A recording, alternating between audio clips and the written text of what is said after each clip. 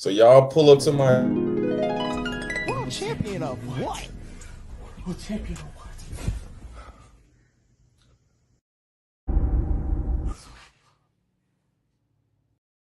I can drop a world lead, I don't even like running. You gotta run fast just to go and get some money. I'm no Elias K, you know how I'm coming. I ain't going to no Olympics, I ain't running, I ain't jumping. I can make 100,000 at the crib being funny.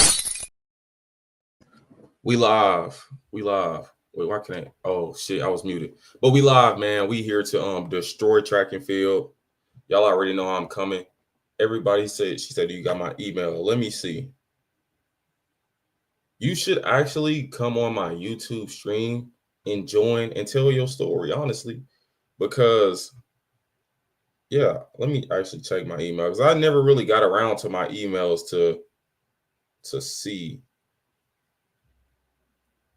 Oh, I do have the email. That's a screenshot. Athletic NSW has seen it and took it as a joke.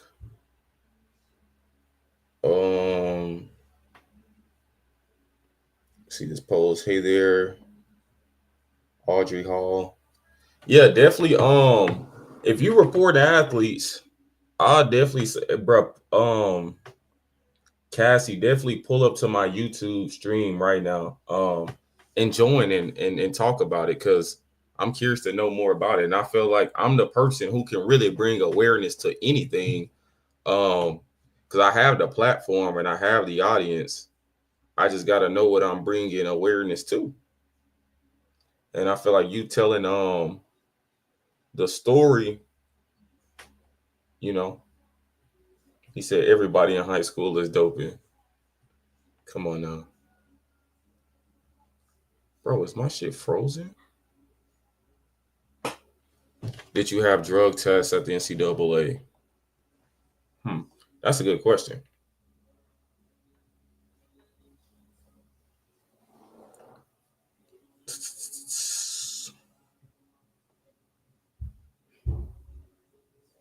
The 10, I was doing the same shit last year. But y'all boys funny. Bro, is this shit frozen or am I tripping? Y'all let me know in the comments. Is this shit frozen or is just like my screen's frozen? Any college athletes that dope? Yeah, of course I do. There's like 3-4 college athletes that's been banned within like the last 3 weeks. Oh, this shit is frozen. What the fuck? Let me refresh this shit. I'm an accounting major. Damn, I wonder if I refresh, will it be the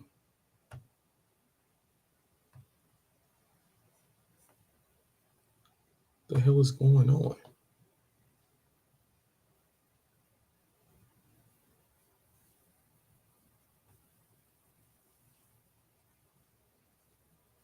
Say I wrote to both AIU. Bro, hold on, where we getting to the bottom of this. We are getting to the bottom of this.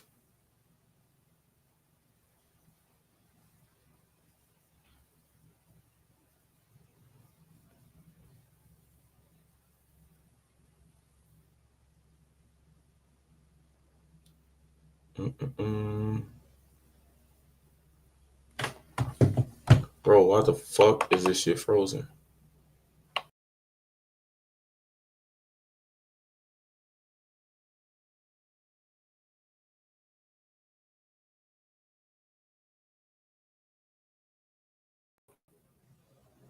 All right, bro.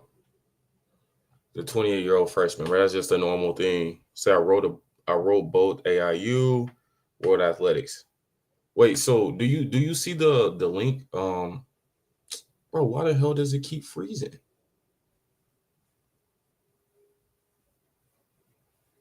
Bro, this is gonna piss me off, dog. All right, there it is.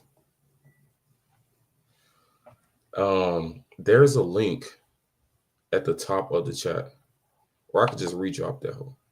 But if you click the link, it's going to allow you to come on to the live, and you can talk about it there. Because I always see you in my comments on TikTok, And if y'all on my TikTok right now, join my YouTube live stream right now. I'm streaming on YouTube right now. Y'all should pull up to the YouTube live. You saw Central Diamond League this year. Nah, I didn't. Nobody's gonna be watching that Diamond League shit. I'm gonna be honest with you. Bro said, hell no. My fault. But yeah, Wagwan. Definitely pull up to the YouTube stream if you on the TikTok. Check that side profile crazy. Bro. Pull up to the YouTube, bro. Let me post this shit on. Join the stream.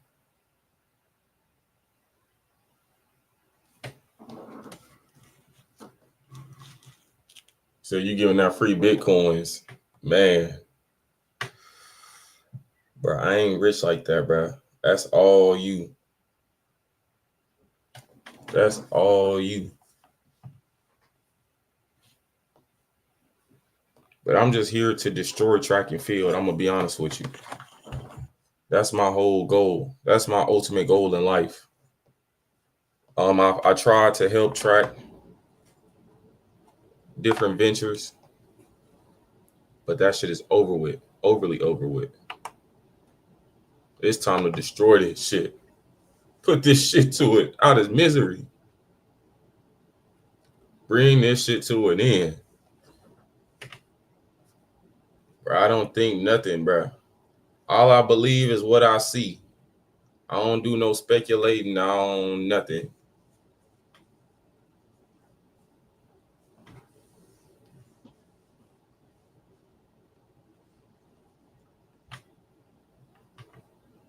Oh. Or we need to get rid of, bro, of course. Field events, that shit overly got to go.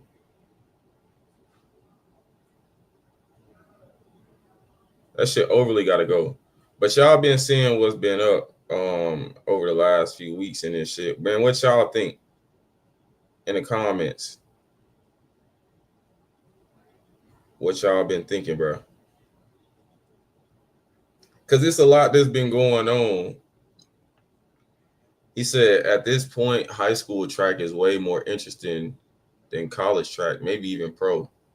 Well, collegiate track is more interesting than professional track.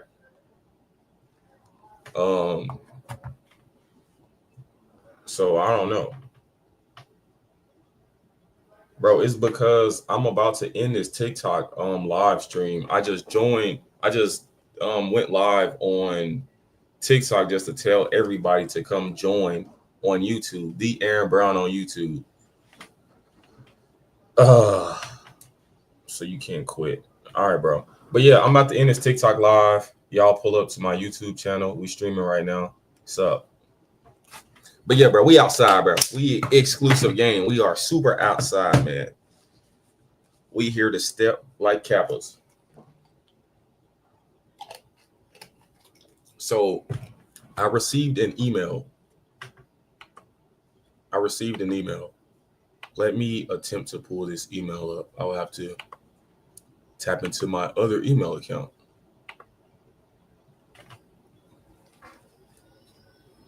The fuck is that noise? Okay.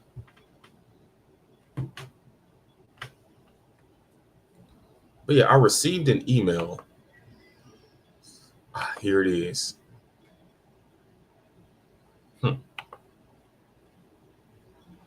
400 time. Man, fuck that 400 time. We ain't talking about that right now.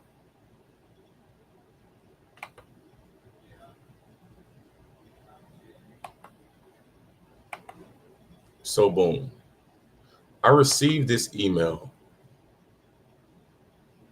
I always seen this lady in my comments on TikTok. She always say things like, oh, there's a lot of bullying going on with Australian athletics and things of that nature.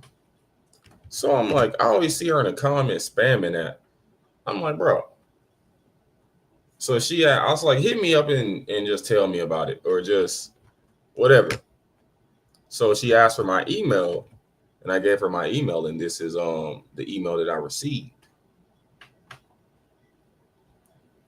Hey, please find an attached copy of an email that I sent to Athletics NSW, and the Athletics Australia Integrity Department has also seen it and took it as a joke.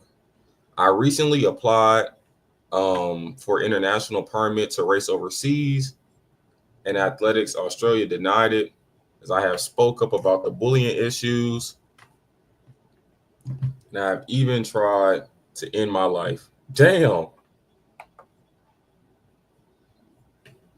Twice. Damn. She said twice. Bro, she was just on the live. Cassie, if you still on the live, we need you to pull up and tell us about it. Said tomorrow I will have reported this to World Athletics and Athletics Integrity Unit. Damn, where the fuck are my glasses at? I can just zoom in. I will also report it to the Australia Human Rights Commission as is discrimination. Thanks and kind regards, Cassie.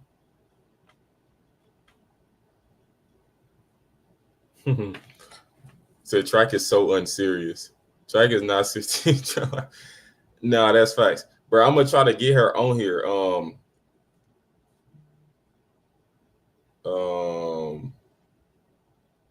Damn, what's her? Because she hit me up on TikTok. Oh, yeah, here it is. Join the YouTube stream. Now, India life over track is OD. That's super OD.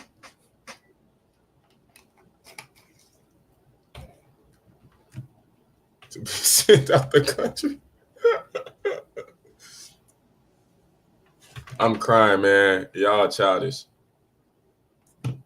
Damn, she say she snitched on something. She said, I'm here to report an athlete. Oh, I guess the athlete's for bullying. Okay. Chat. Says she needs therapy. Yeah, that's why I'm trying to have a therapy session on here. So that's why I'm trying to get her to join the live. I need her to join the live. Hey there, I wish to report an athlete, Audrey Hall. Let's look up Audrey Hall, guys, and see who this is and who this could be. AU.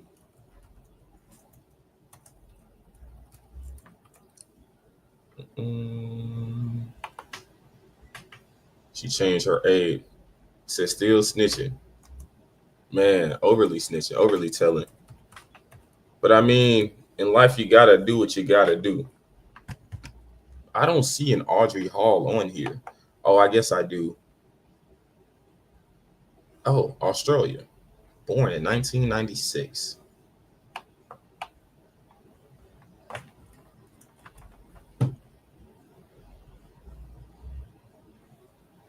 Tomorrow, I got wasting shit. I'm not gonna be home till super late, especially New York time.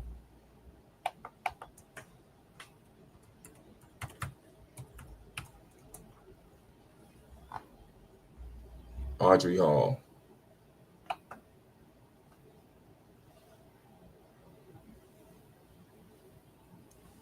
All right, guys. All right, I found the girl with that name in Australia. I don't know. But anyways, she said,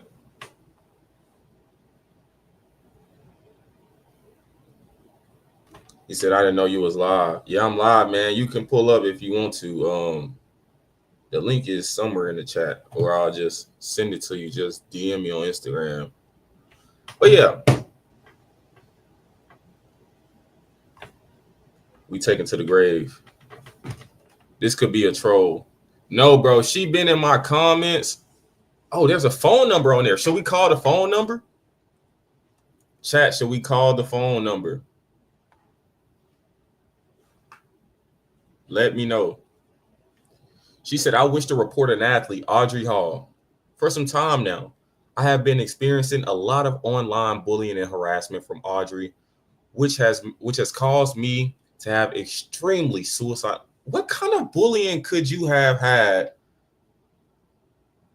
Yeah, I'm tripping. No, but like what kind of bullying could you have gotten online from an athlete to make you want to do something to yourself? Like I'm just curious. Um when she was harassing me online, I even told her that I have been spreading the awareness about bullying that goes on in athletics, and she still would not stop. It's funny because she's been in my comments, I guess, spreading the awareness. Um, yeah. Wait, where was I? And she would not stop. Apart from the bullying, she got throwing some comments and shit. Apart from the bullying, I can even remember when she finished school, when she was at the end of her U23 age group, and she decided to change. Oh, she changed her age from 1995, her birth year from 95 to 1996. Ooh, just so she could stay under U23 for longer, which is not fair to the other athletes. And I was advised that I should have reported, or I should have her reported. She said, I have known Audrey for a very long time now, and I've always known her to get away with so much. And now that I'm left feeling extremely that word every day from bullying that I had to deal with from Audrey, and I believe that this is something that needs to get done with her. What do y'all think? Cassie, can you join the live? Like you like come up and tell us about it, because yeah, I'm curious to know more about this. Like I'm confused about a lot of this. I'm confused about a lot of this. So like, would you be willing to come on the live?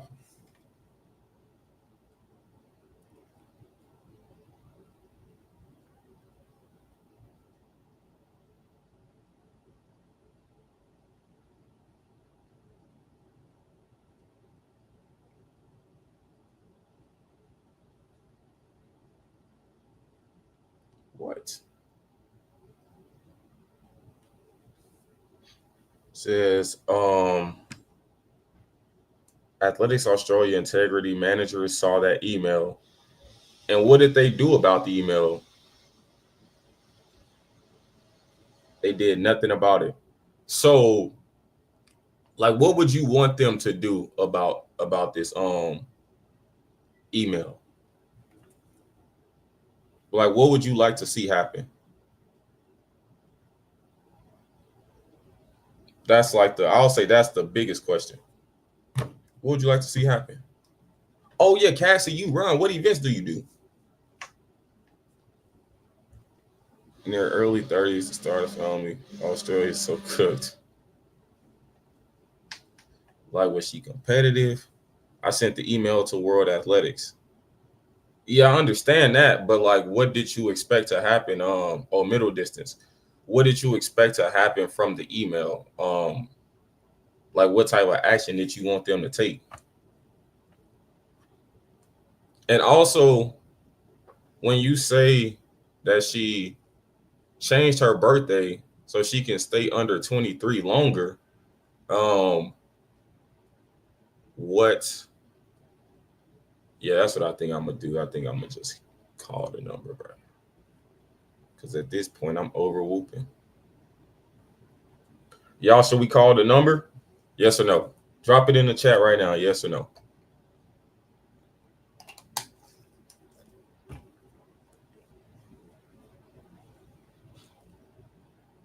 Athletics officials don't care about individual athletes. It's clear. He said, calm, man. See. Yeah, sure.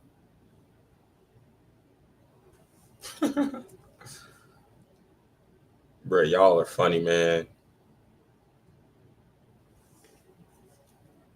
This is what we're about to do. Let me go and find that. That sounds pretty serious.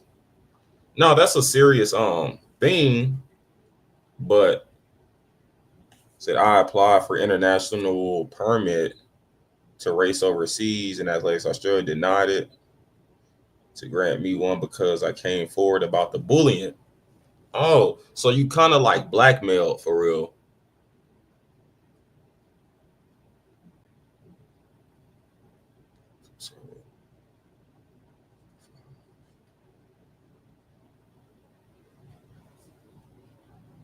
Lots of Kenyans and Nigerians do that. Hella Nigeria. Like if you look in the NCAA, these like Africans, they be 19 years old, but they really be like 27 years old. He saw him, coach. Yeah, I saw it, bro. We're gonna talk about that too. But we about to call Cassie, man.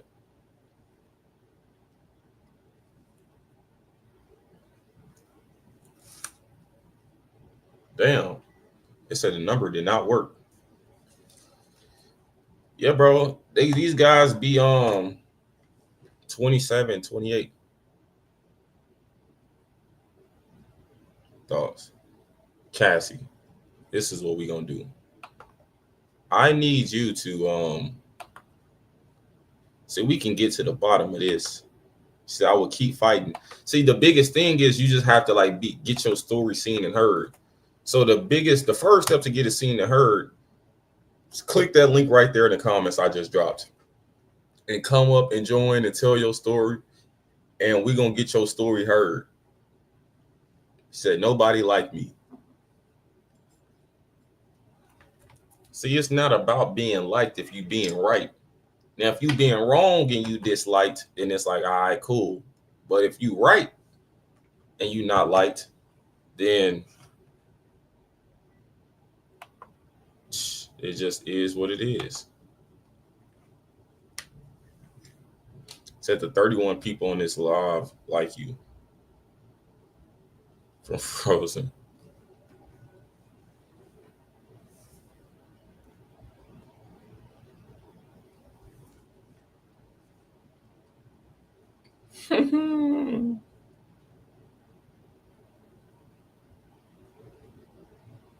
I said she's a nobody. Same as me. Wait, Cassie, do you see the StreamYard link I dropped in the comments? Click that link. Click that link. We need you to click that link. Everybody tell Cassie to click the link and join up.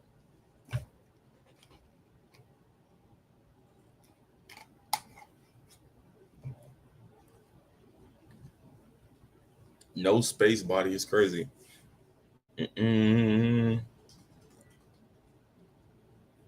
What's the point of snitching? Cassie, we need you to join up.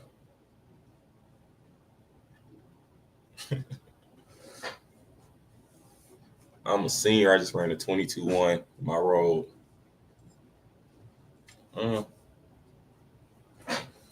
It depends on what era you in, man. If you in 2018, you can at least compete at the meets. But if you in this max fly era, you running 22, anything, you're overly doomed. Bro, why has Cassie not clicked the link?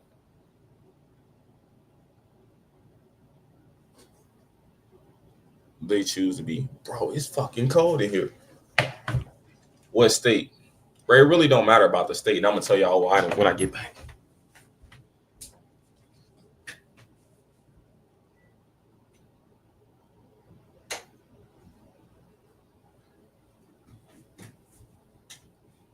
Bro, I understand why athletes are taking drugs in high school. I understand that shit.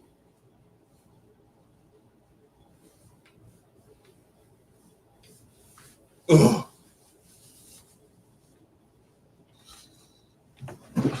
All right, we back. Illinois is fucking wrong. But that's the thing. If you plan on going to college, that's a little different. That's overly different. But if you don't, then it's like you cool, you ultra competitive.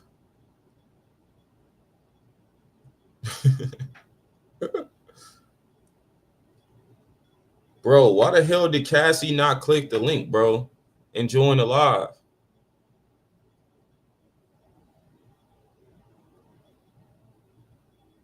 See, that's gonna make me crash out, bro.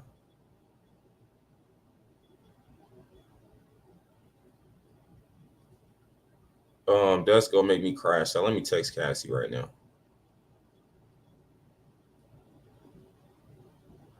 Might be gone. Yeah, I'm gonna text Cassie right now. You join for real. Yeah, bro. Cause why you didn't?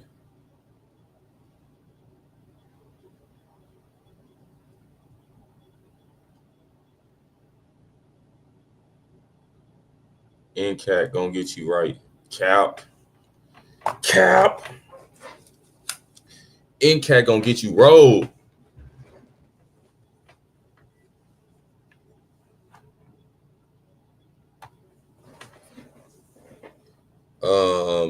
We'll fly to Australia right now. Stop playing. Literally, we will.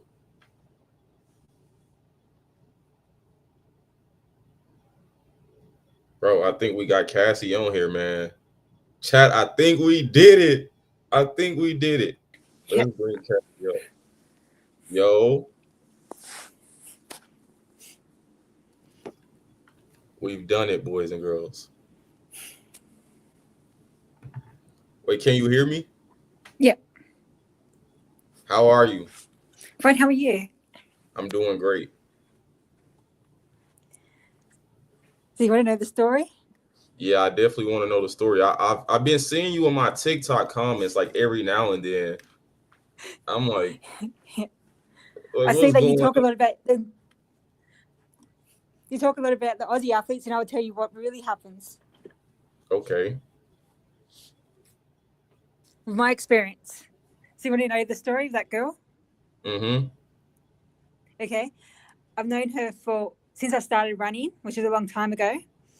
And she's an only child, rich parents, always got her own way.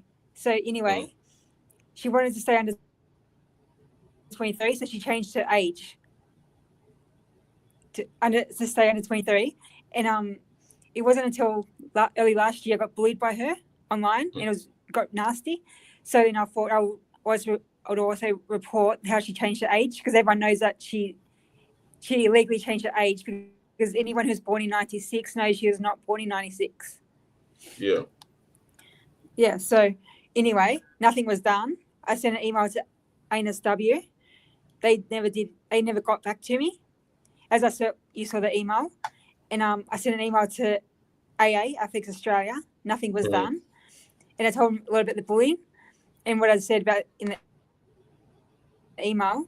And and now I'm organising to go overseas, to go to Europe. I've already organised my trip.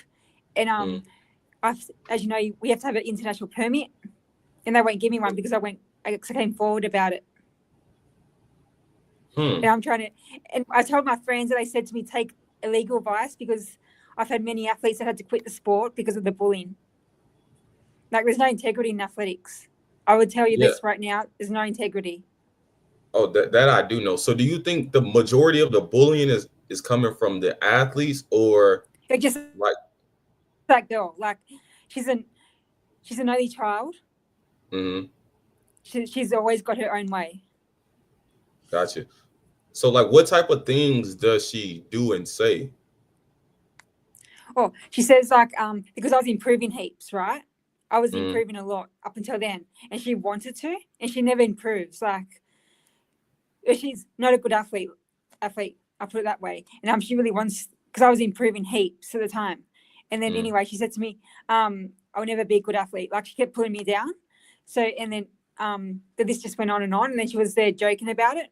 So and when I said to her about your age had changed, she then said, oh no, I was born in 96. She said that when they had it down in 93, it was wrong, but she changed it when she was getting too old for under 23. That's when her age changed. And And did anybody else like pick up on the age change or? When I was there sending emails about the bullying, I added about the age change because I knew some parents and some athletes that were born in 96. Like some of the parents, their child was born in 96, and they said the age change is very interesting because their daughter did not compete against them as a junior, did not compete against her. So many people have said the age change is very interesting, but I think Australia just don't care. Yeah, but how do you change your age in a developed country like Australia? Like I see that all the time in like these African countries where they really aren't that up on technology, and you can just go to the hospital and just get a new birth certificate, just say you lost it. So like how does that work? Yeah. Well, in Australia, I don't know what it's like in the US, but in Australia, with Athletics Australia, you don't need proof. You don't need proof how old you are. You just put down your date of birth and that's it. They don't need your birth certificate. If you've competed previously and you put down a date of birth and then you come back and then you put down another date of birth, so to say, like would they not pick up on that? Oh, she said, or they had it wrong before. That's what she said. So she got them to change it. That's what she did. And how long ago was this? She changed it. Well, she was born in 93, and she changed it to 96 when she was getting too old for the under 23. So that was a while ago. So, like, what would you like to see? Like, what would be like the call to action? What would you like to see them do?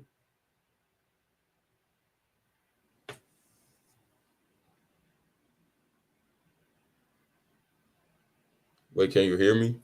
Oh yeah, it just disappeared then. Okay.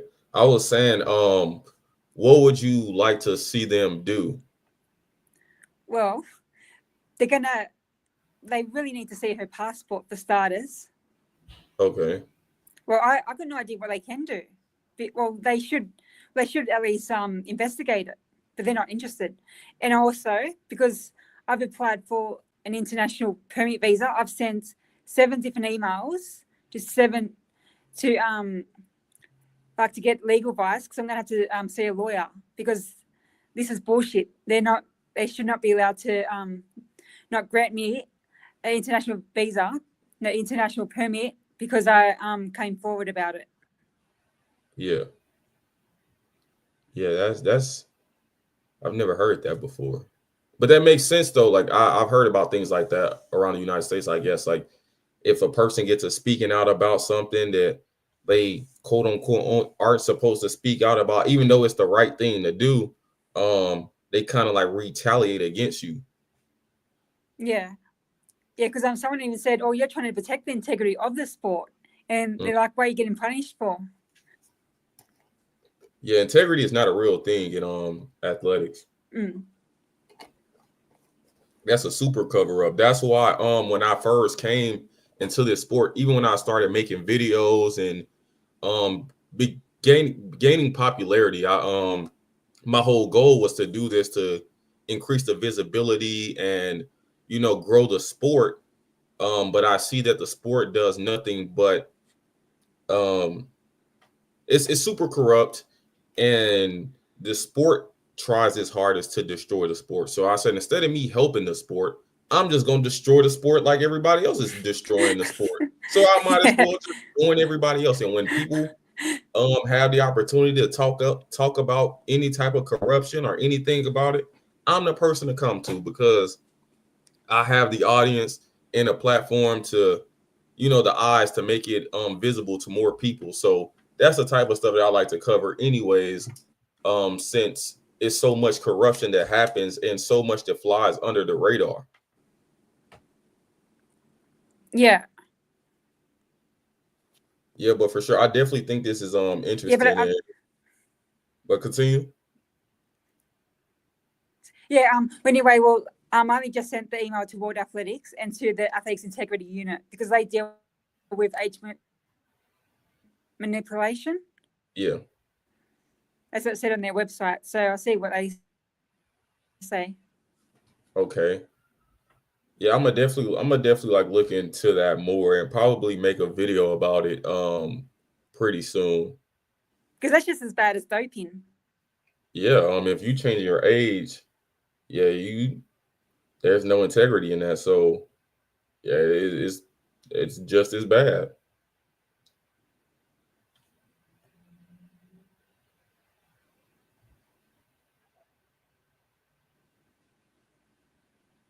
Yeah, okay.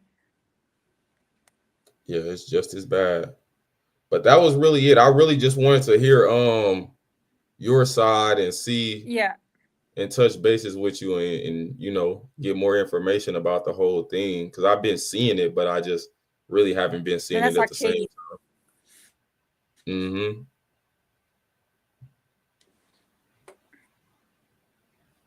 Yeah. But definitely, we'll connect soon.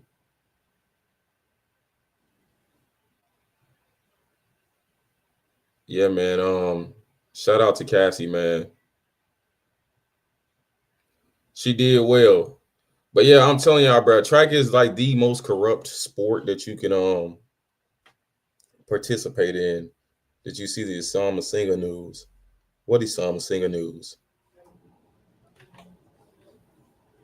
What is Assam Asinga news?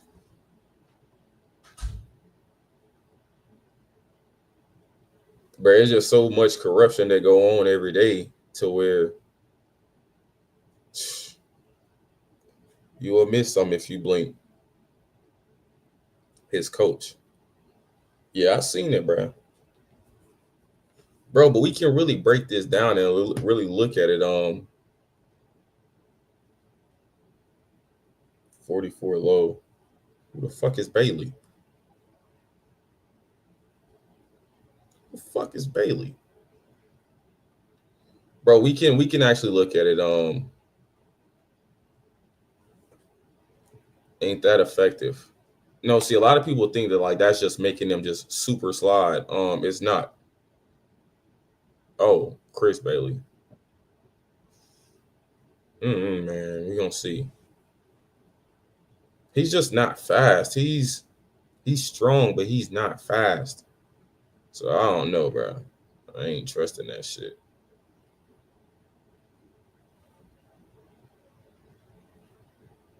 Let me go. Who posted that shit? Was it Flow Track?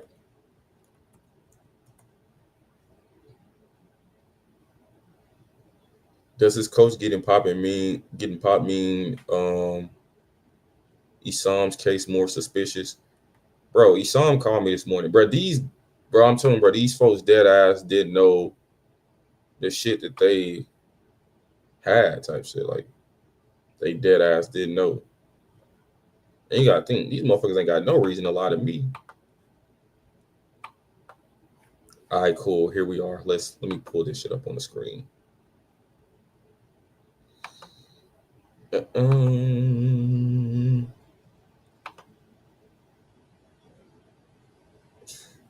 Please shut the fuck up.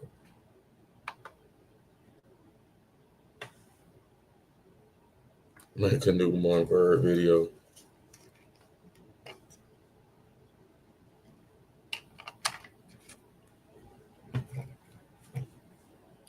All right. The director of track and field and cross country at Monverde Academy, Gerald Phiri, has been provisionally suspended by the Athletics Integrity Unit, AIU, in an ongoing investigation with the U.S. Anti-Doping Agency, USADA.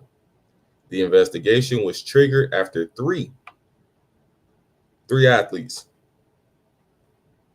not one, not two, but three. Oh shit. Three athletes, coached by Phiri, returned adverse analytical findings for the same prohibited substance, according to the AIU press release. Prior to coaching, Phiri was an Olympian for Zambia. More info will be available, blah, blah, blah. And I think they dropped this shit in the comments.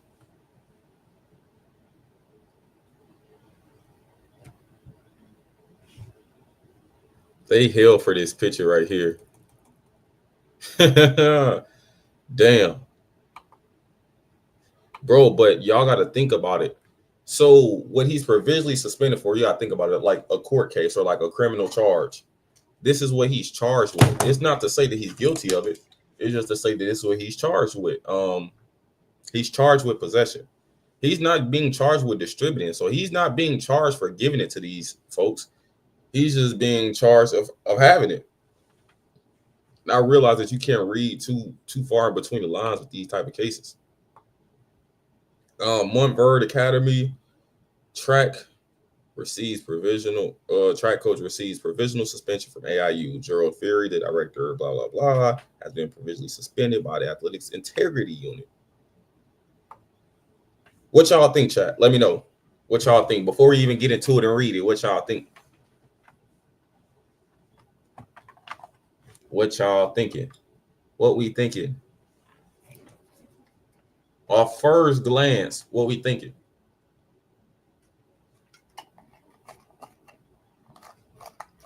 Who gave it to him?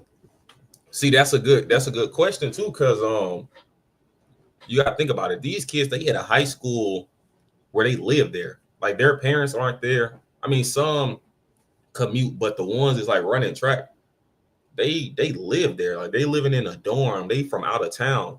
They parents in a whole nother state. Think about it, like the Assam Asingas, the Deja Hodges, the Michael Larrys, like they not from Florida. They don't live in Florida. So yeah. Except the Aussies. That's not a flex. If everybody's doing it and y'all aren't, y'all are just the idiots type shit. Like that's not a flex. Yeah, and that's the thing too. They doping and they just roll. Like they doping to go 10-1, 10-0, 9-9 maybe. They overly domed. See, he says Japanese. Come on now. Anyways, shall we continue? Shall we continue?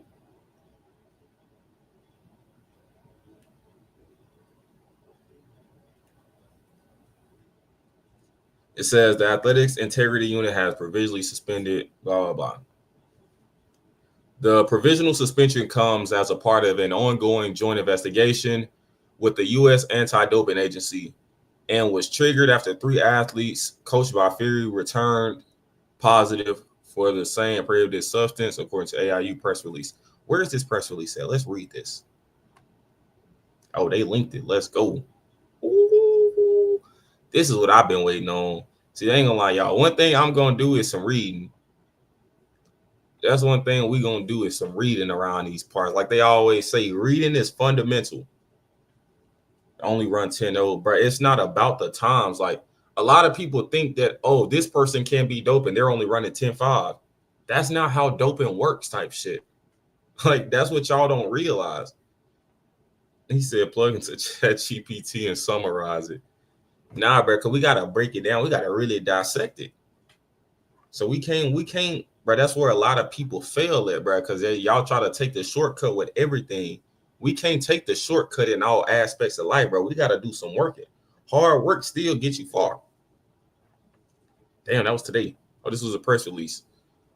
It says USA coach, bro. But that's the thing. That's what I seen somebody say. Y'all need to stop defending this coach, bro.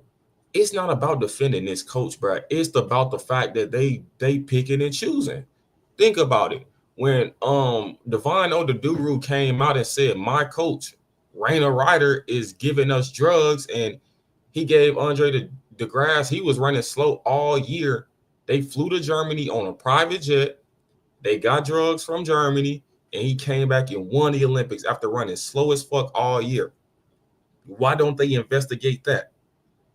So it's not that people are on the side of this coach. It's the fact that they just aren't on the side of the AIU and USADA and World Athletics. Like, y'all need to stop picking and choosing who y'all want to bust just because these people are popular and have a name and shit like that.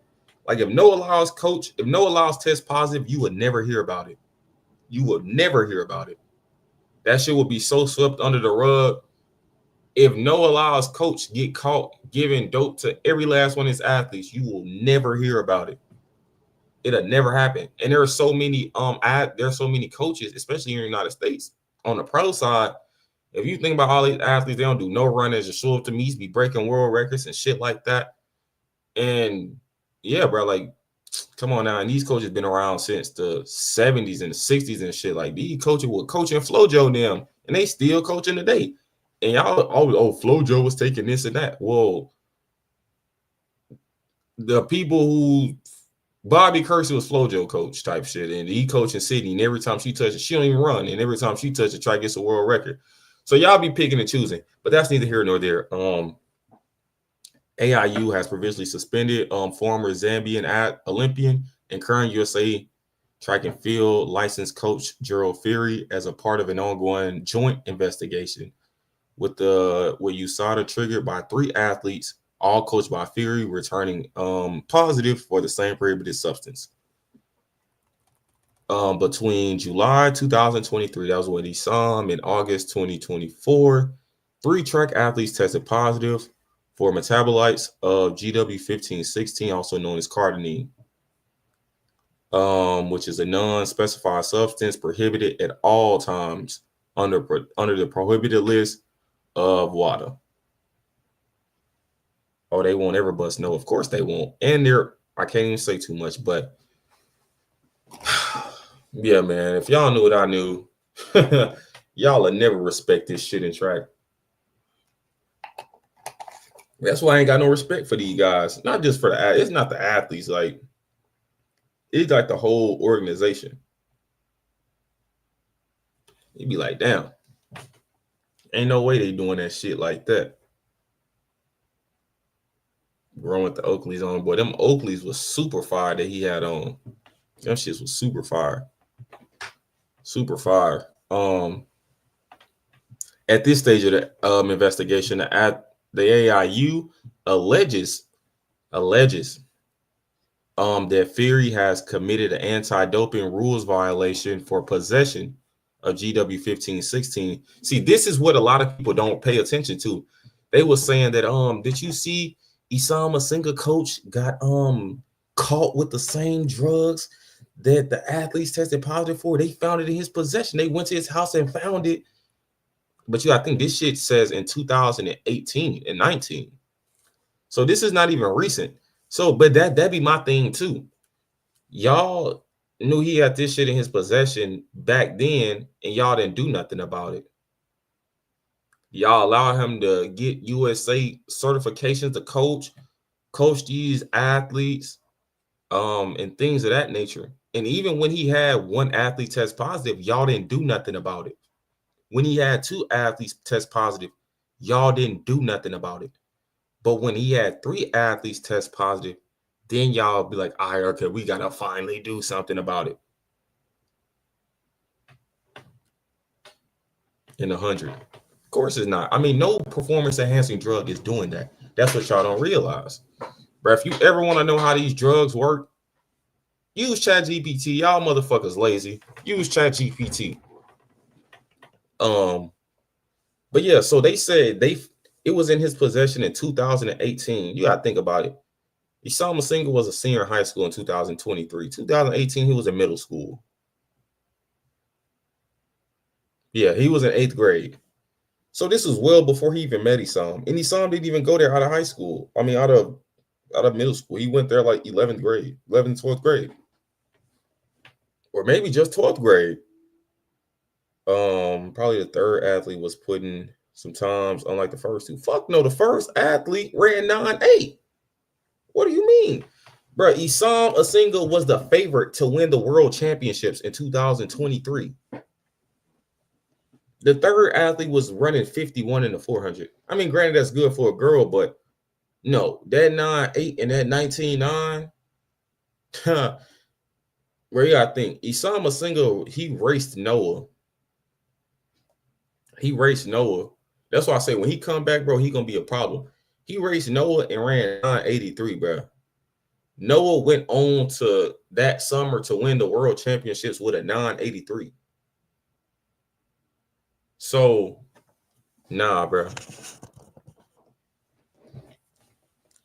But yeah, it says in 2018 and 2019, the possession of meldonium as an athlete support person in 2024, and for failing to cooperate with the investigation by providing false and inaccurate information.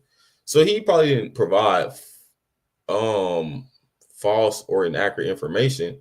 He probably just told them straight up, like, or they probably like, bro, did you have this? Like, nope.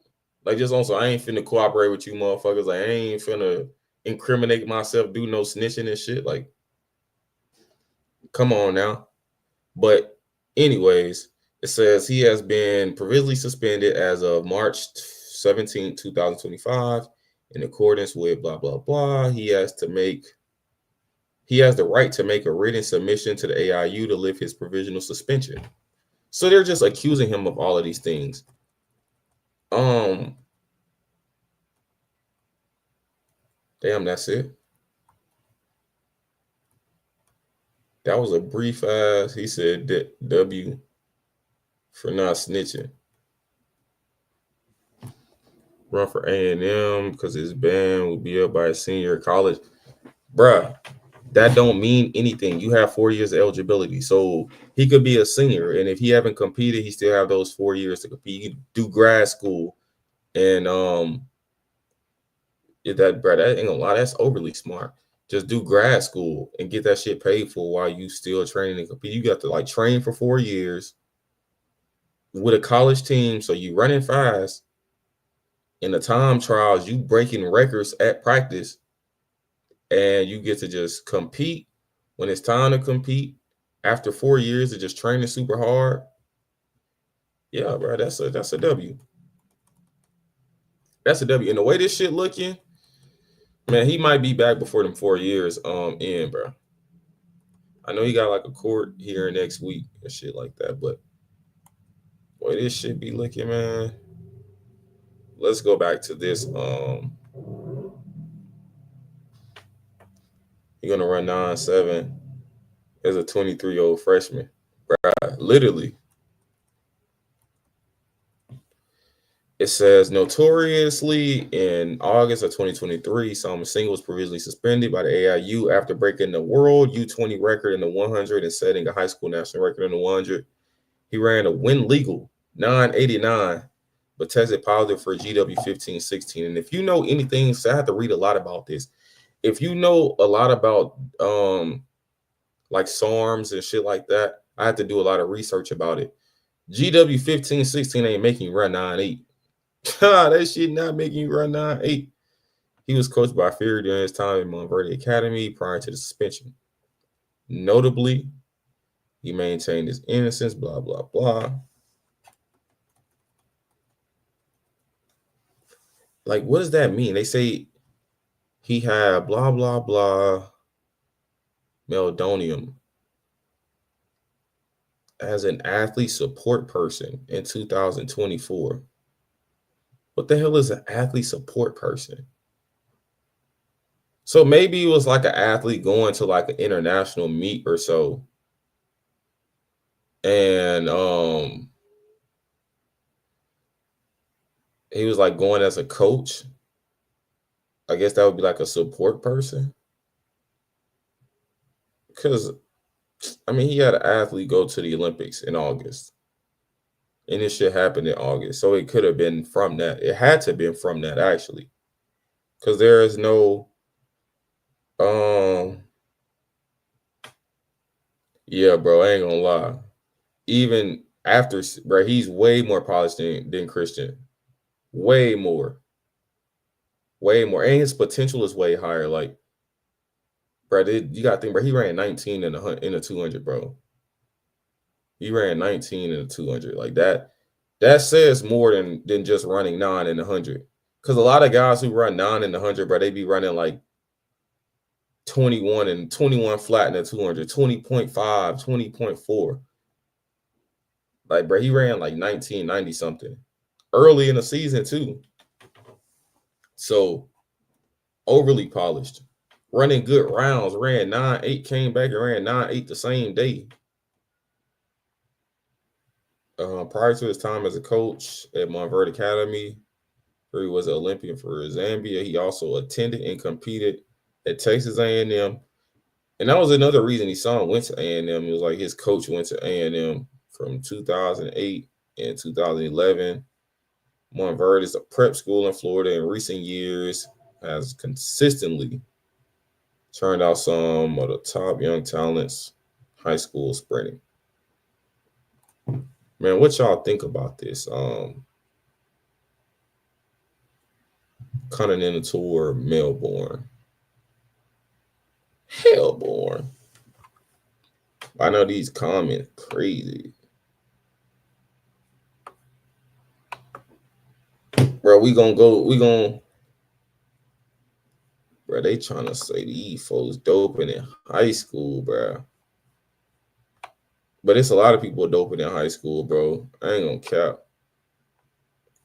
It's a lot of people because not just because they're running fast. It's just, bro, you in high school, little bro. Fuck is you doing running 9.8s? He said, catch them, ban them, even the coaches. Providing drugs should be a safe sport violation, and they should be banned for life.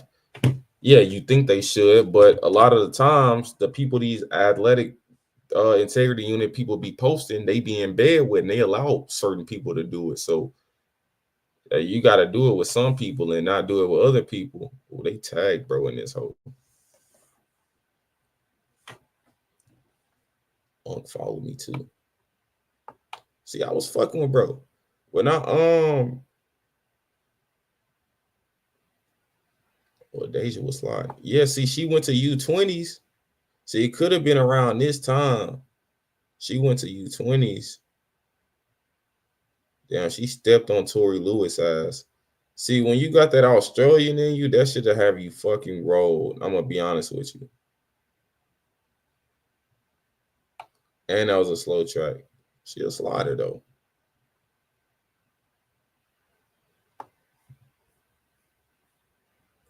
She a slider. Early when I said those around a singer should be held liable, folks act like him being 18 some magical number that makes him know everything. If your coach hands you some vitamin and you're gonna take it to the lab first, he exploited those kids. Shameful and disgraceful. But that's the thing though, with GW 15-16, that's not even they're not even taking that shit as a pill. You putting that, it's a liquid, so you just throw that whole like in a cup of water, get him that shit at practice, be like, hey, y'all niggas all drink this shit. And if your coach give you something, especially in high school, even in college, like your coach by drinking these just some electrolytes, like you just gonna drink that shit. Like come on now. And I hate the fact they was trying to make it seem like, oh, Assam Asinga is not even say that his coach gave him something, but the fact that but he's in high school though. It's like, oh, he's 18 years old. So he's just this overly grown ass man that just knows everything in the world. Like, bro, this motherfucker's in high school, bro. Overly dick riding this. So he said, this is big news. All right, look, bro, shut the fuck up. Coach at Montverde Academy in Florida. The AIU says 3 athletes tested positive for GW16. One of those athletes, see why they don't mention the other two? Why they just mention these songs type shit? He said, wow, sad this is happening. Coach should be banned permanently. All records should be stripped. Athletes banned from the NCAA. Damn, why you gonna ban the athletes, bro? Don't ban the kids. It's not like they just doing whatever. Like they just doing what they told to do. They just doing what they told to do. Bro, and then even then, as a coach, or not even just saying it's the coach, because it could be the whole staff there. Like, They could be like, hey, they not finna tell these kids, oh, we giving you these drugs to make you run faster. Cause you gotta think, if you got 20 kids and they in high school and you say, oh, we finna give you these drugs, one of these kids gonna snitch to their parents. So you just give it to them. Like, you don't tell them what it is, or you just give it to them. And they gonna take it regardless. Cause they trust you, because they like, my coach wouldn't tell me nothing wrong or put me in harm's way or no shit like that. And also too, when you don't tell them and you give it to them, they can't blame you when they get caught. They just got to be wondering like that. I don't know where that shit came from. Like, and people gonna be like, they lying. They know where it came from, but they dead ass don't know type shit. Cause this is not nothing that you got to inject or take in a pill form type shit. This is literally a drop of some shit it's a drop of a liquid that you just can put in anything. But yeah, they overwoots with that one. And assume there is no link between this guy and their very first, very famous basketball player, Cooper Flag. What the fuck? I know this guy personally, and it's truly shocking. He's one of the most humble, God-fearing men I knew in my time at A&M. I know we're all human and make mistakes, but this is crazy to me. Yeah, like I know bro too. He said the God people are usually the worst. Man, amen to that. So is Assam getting reinstated? Hey man, that's the question of the day. We're gonna retweet that question. Cause we need them to go back in free, bro. I ain't gonna lie, they let Assam run today. I mean, he haven't raced. He's right at the beginning outdoors, so he'll be good. Ooh, and he been training. I ain't gonna lie, I got bro medaling this year, and then next year he'll win that hoe. Straight up. If they free bro tomorrow, I have bro getting top 3 at the World Championships in 100. Straight up. And all that World Junior shit y'all talking, that gal shit, that all that shit is, forget about it. This shit overly rolled. Yeah, this is he says dots connected. But it's the fact that AIU's like, yeah, we caught bro with this in 2018 and 19, but y'all didn't do shit about it. So y'all let the thing is, when Assam case came around and Assam didn't know where the shit came from, but y'all caught his coach with this exact same shit, why didn't y'all say anything? So you damn near can't even blame the kids, because the adults at AIU already knew the coach been having this shit since 2018, according to them. Now, I don't know, but that's just what they said. Phiri has plans. Temporarily suspended from the private prep school and having contact with his athletes. I know that he's his wife is the athletic director there, I believe. 9-7. Come on now. No uncoordinated gave him a little. Actually, those gummies. Bro, we don't know. We know the gummies had it on them and inside of them. So how that got there, we don't know. But if the coach got them from him, was like, hey, put this shit in there, and his performance he gonna be able to recover better, and he can just continue to drop faster times because he's recovering. But they don't make you go faster. They're just gonna help you recover quicker.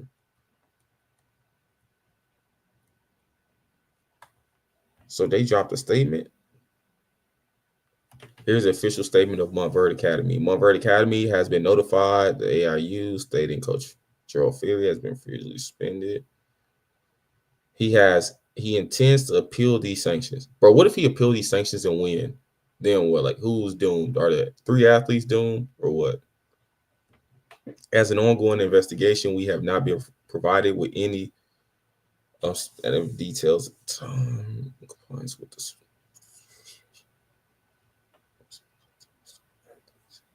Pending outcome of the investigation. Our top priority remains the support of our student athletes and maintaining high standards of our track and field program. I hear y'all, man. So the coach probably gave him a little. I hear they ass. I hear y'all motherfuckers loud and clear.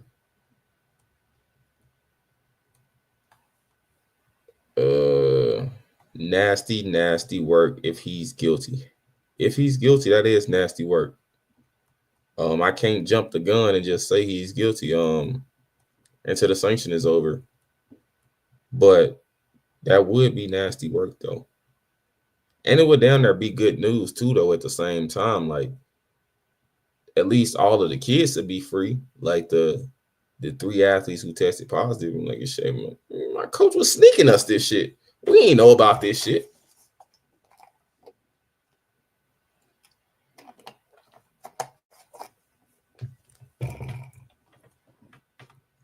Moving up the chain, crack down on this shit is good. This Coach Asinga story also completely cooked. Gear under his watch.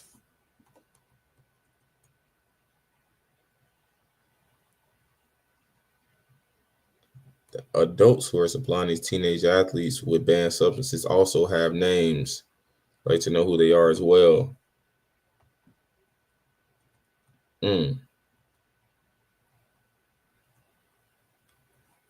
See what Runner Boy's saying in this whole. He probably finna say some shit finna make me mad. Ruined that young man's life. He didn't ruin his life. He just delayed his career a little bit. I'll say that. Unfortunately, it's likely much more common at the high school level than you think. With the rise of SARMs and teenage use of TikTok, everyone's trying to get their hands on what they think steroids with the side effects of steroids. That is facts. That is definitely facts. Overly facts. Bro, I'm pretty sure when they said Assam Asinga got suspended for GW 15-16, Adeja Hodge, 15-16, it's probably so many kids went and bought that shit. Let me look and see how much. He said, bro, niggas blame TikTok for everything. Literally. Let me look this shit up. GW 15-16.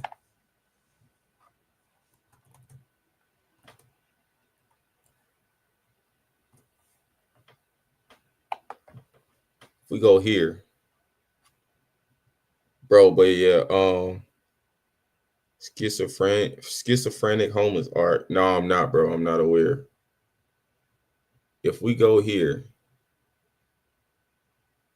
and let's say we go to shopping. Damn. Wait, let me go back.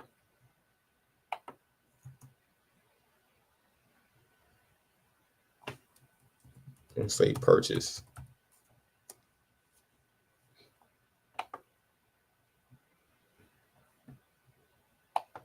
$65. Pure raws.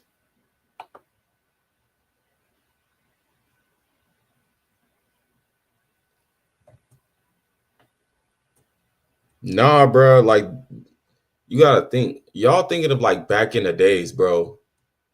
Back in the days, they were taking like HGH and shit like that. Motherfuckers aren't taking, like, you have to have a plug because like that shit is illegal in the United States. Like, it's an illegal substance to have. These substances, these SARMs and shit, they aren't illegal. They're illegal in sports, but they aren't illegal to purchase. Bro, this shit costs $44. $44, bro. I'm pretty sure when they said bro got tested positive for that shit, the sales probably skyrocketed on them hoes by little kids, by high school kids. More than likely. More than likely, high school kids went crazy with that shit.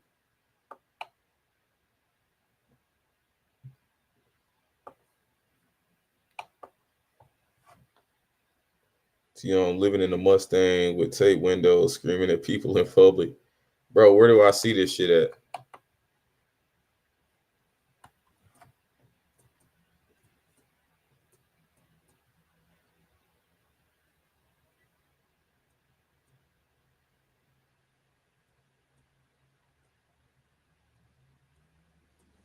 Honest, look at their headline. Assam Asinga high school coach. Ban him from the sport. If he get banned, he gonna get banned for like 3-4 years. That's it. And then he's gonna be able to coach again and do whatever. Rest I'm gonna buy right now. Hey man, you got free will to do whatever you want, man. But all I'm gonna say is be smart out here. 48-0, 44. But bro, they working, bro. At the same time, they working. Cause I don't give a fuck what you take. If you ain't working, you gonna be rolled straight up.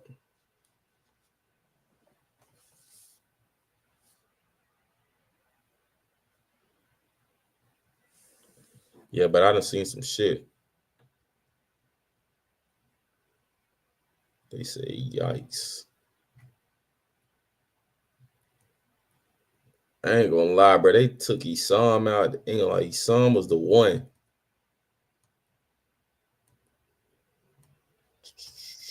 This is interesting. Odonium making a comeback.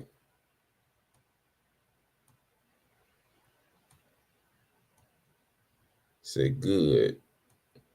Bruh, his name is Faith Kip Yegon's husband. That ain't nothing to brag about.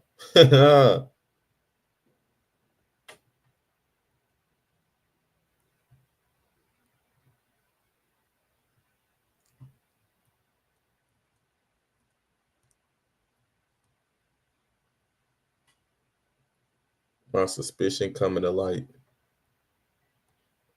What language is even that? Because 45 indoors.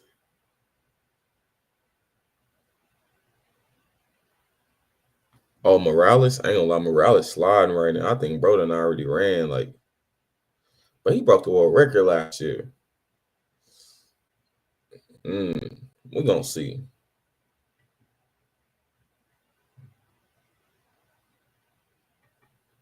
Bro, he didn't even run 45, bro. He ran 44-4 type shit and broke the world record indoor.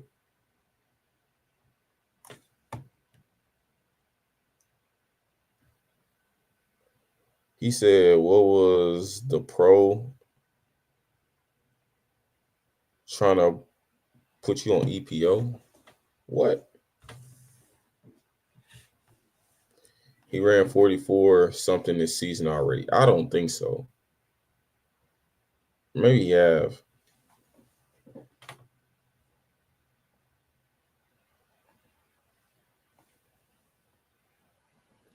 That's facts. There is no drugs that make you run faster. It's gonna ever come out of hibernation and run again, bro. He's ran like 3 times this year.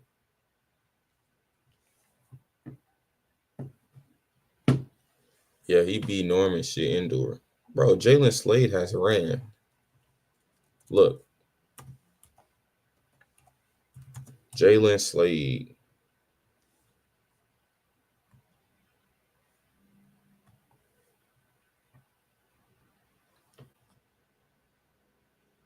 Quintavion Poole from Wayland Baptist. Who the hell is Quintavion Poole?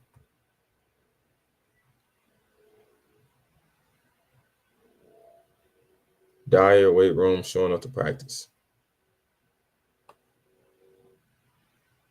I ain't heard his name. Yeah, he ran. Ran 679. Like that's his season's best.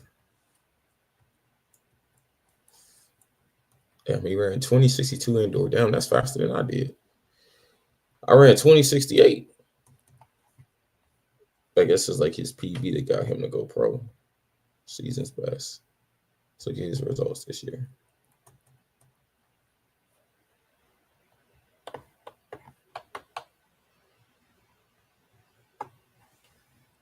So he was like consistent, like in that 6'8" range. He dropped to 6'78" in South Carolina. That's Adidas. But yeah, I mean, this like his first time running in a while, I think. Yeah, he ain't ran since 2022. So shit, I mean, I guess I'll give it to bro since he ain't been running. 6'7". Yes.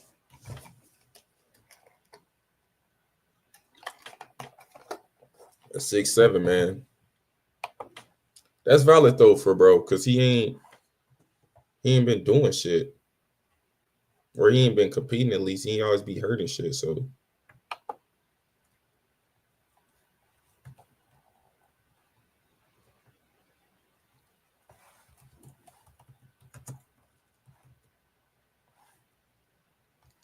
junior skills.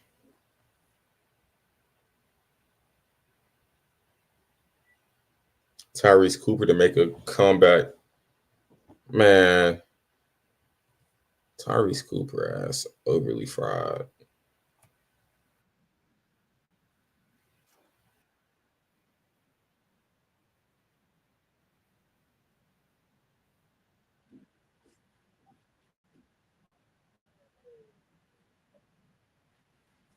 Oh my god, he had Brody Buffington them rolled as a bitch in this hole.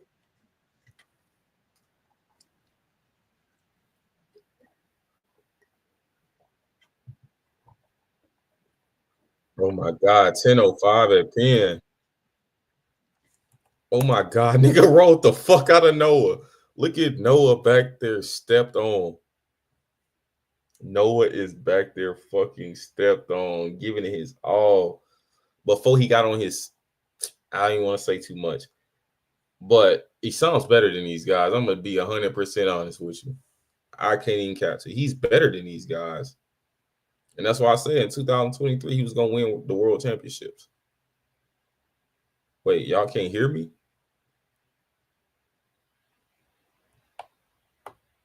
Bro, can y'all still not hear type shit?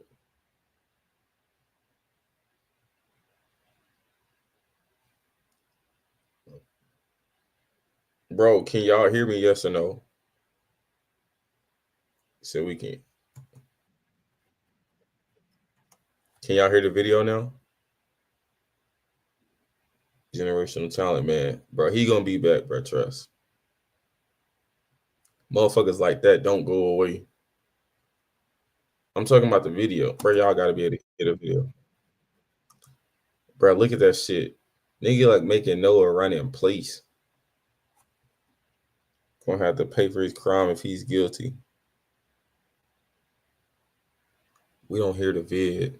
How the fuck do y'all not? All right, let me go back to this.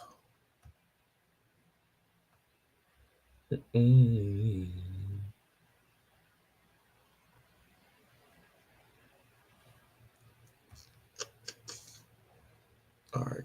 In the history of sprinting, run under 9.90 seconds in the 100-meter dash as an 18-year-old. For this athletics campaign, Asinga completely rewrote the history books. He ran under 10 seconds for the 100 various times, and he also broke 20 seconds for the 200 meters, achieving a time of 19.97 seconds. Asinga's exploits in 2023 were legendary, as he became one of the greatest prep sprinters to ever compete. However, just a few weeks before the 2023 World Championships that took place in Budapest, Hungary, a shocking development took place, as Asinga was provisionally suspended for the presence of a banned substance in his system. Oh, that shit pissed me off.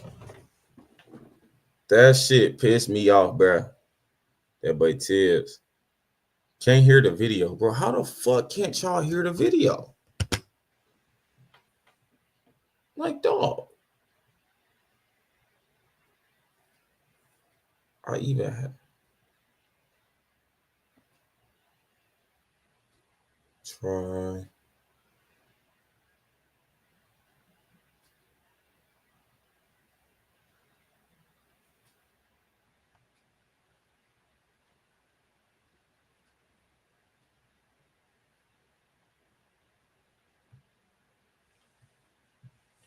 He said, yes, we can hear.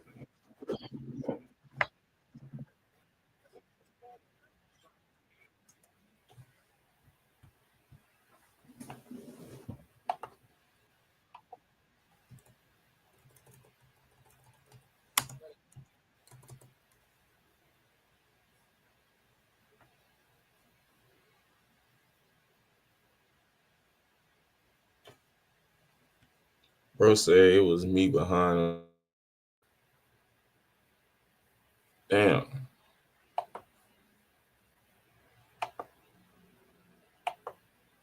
We can hear now.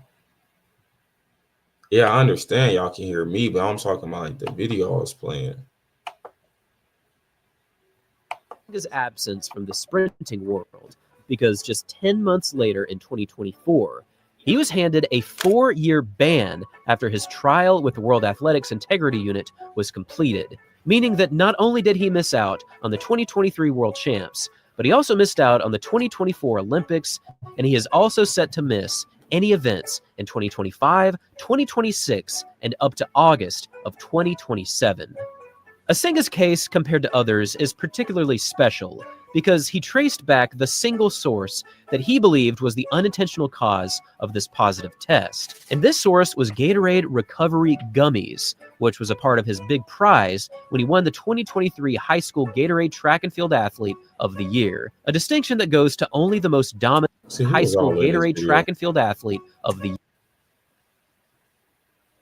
See, it looked like if you look at this video and them all the people on the track team, they say all the road shit stand on the right, all the sliding shit stand on the left. You can just tell like the shit on the right road. Like, am I tripping or what? All this was happening in general, bro. Me either. I didn't know what was happening either, and it was like after this case, bro, a lot of stuff started coming to me. A lot of people started hitting me up, telling me different things, and then I also just. I don't know. These recovery gummies even work, like some placebo effect type shit. They discontinued them after this case. So when he went to trial and shit with this, Gatorade wouldn't even provide him a closed bottle of them because they said they discontinued them just randomly out of nowhere type shit. So I don't know. Maybe they did work. Year, a distinction that goes to only the most dominant and successful prep athlete in the nation. Now, since he was handed this ban, Asinga has maintained his innocence, and many people have also backed his claims that this was an unintentional occurrence, possibly given to him intentionally by someone else. And even though there has been much uncertainty revolving around this one case, we just got a huge development. In fact, it's an update that honestly changes everything. Just a few hours ago, the Athletics Integrity Unit posted this, stating that Gerald Phiri has been provisionally suspended for the possession of illegal substances and failure to comply with World Athletics anti-doping rules. Now, on the press release posted by the AIU, they state that this suspension was a part of an ongoing joint investigation with the U.S. Anti-Doping Agency, which was initially triggered by 3 other athletes returning adverse analytical findings. Bro, I would get you some on here, but like he already got an open case type shit and he in court and shit right now, so I don't want him to but yeah, this shit crazy though, bro. We done already read all this though. They held for this picture, bro. This picture like a ninja got caught or something. Like, damn, what did I just do?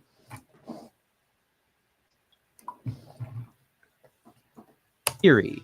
And if you haven't already pieced this puzzle together, one of these athletes was none other than Assam Asinga, who was actually Phiri's student athlete while in high school. And to put it all together even more, Phiri was found to be in possession of GW 1516, the exact substance found in Asinga's system.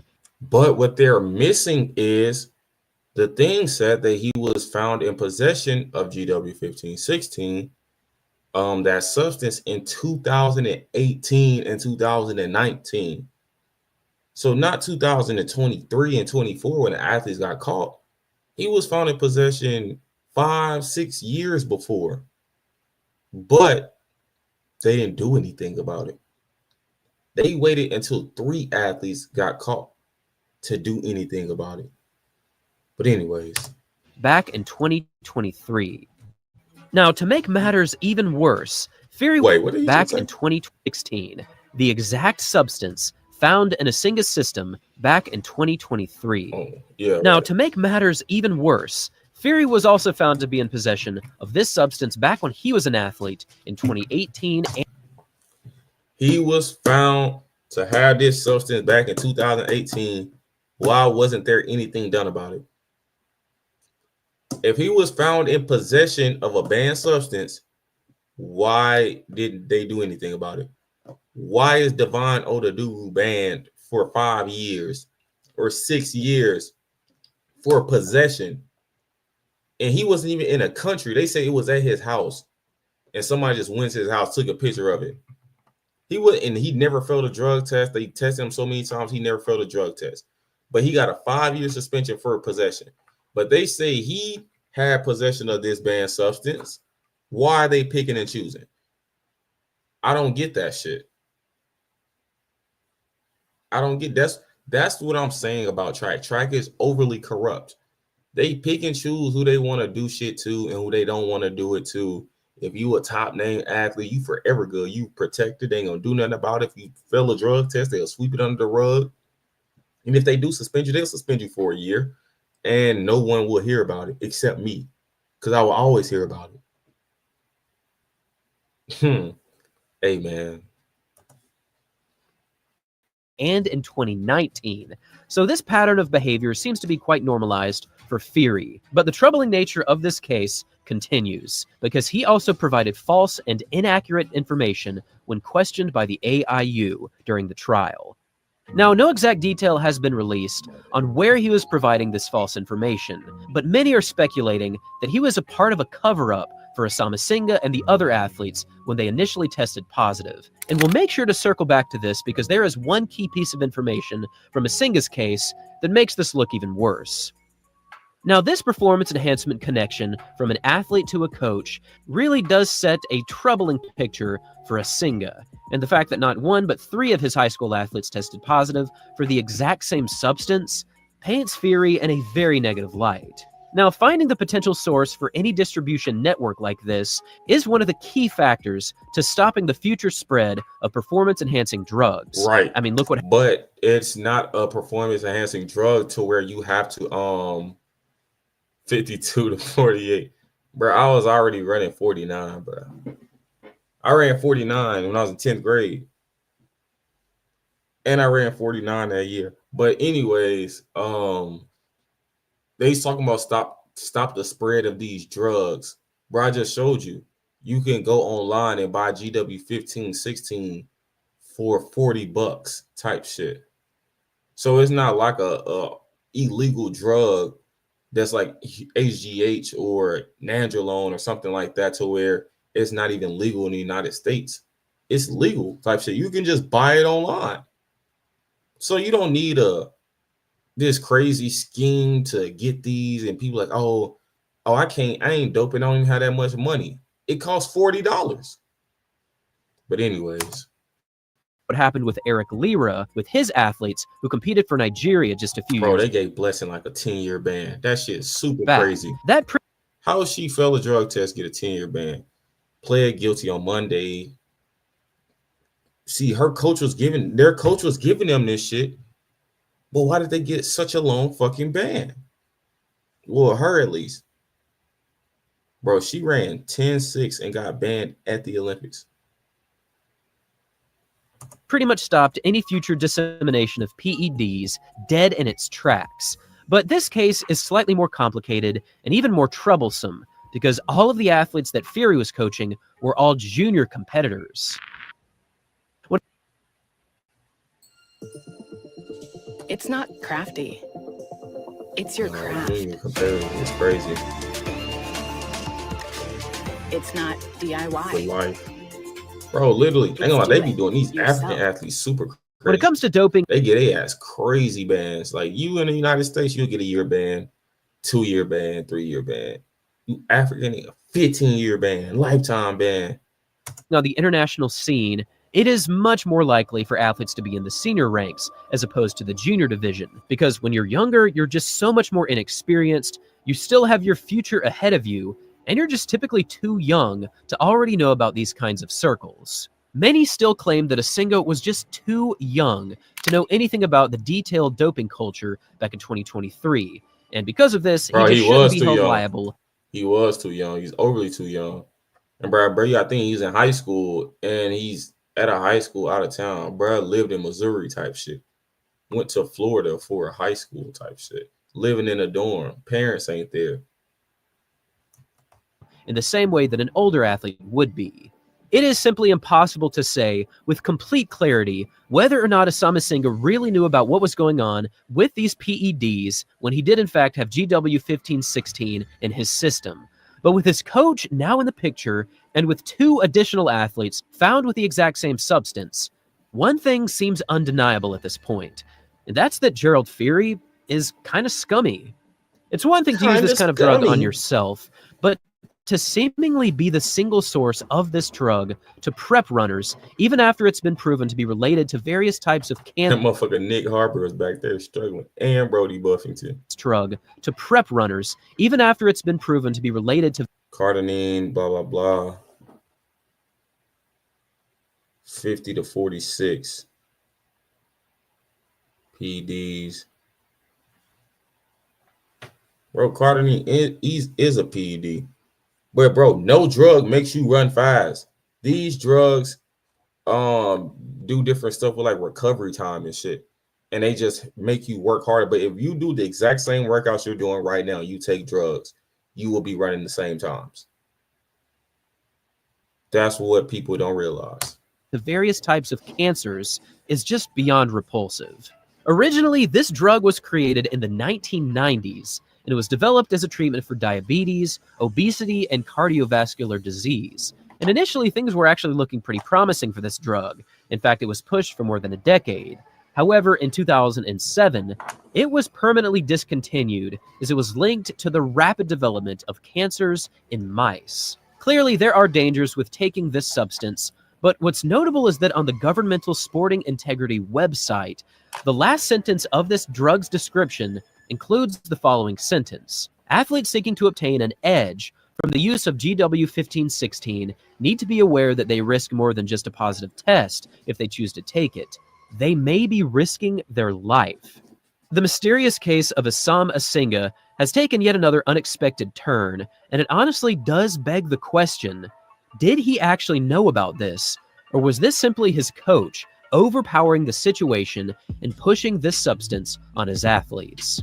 Now, one final thought that I wanted to bring up with this very troubling situation refers back to the initial ban that was released in August of 2024 to Assam Asinga.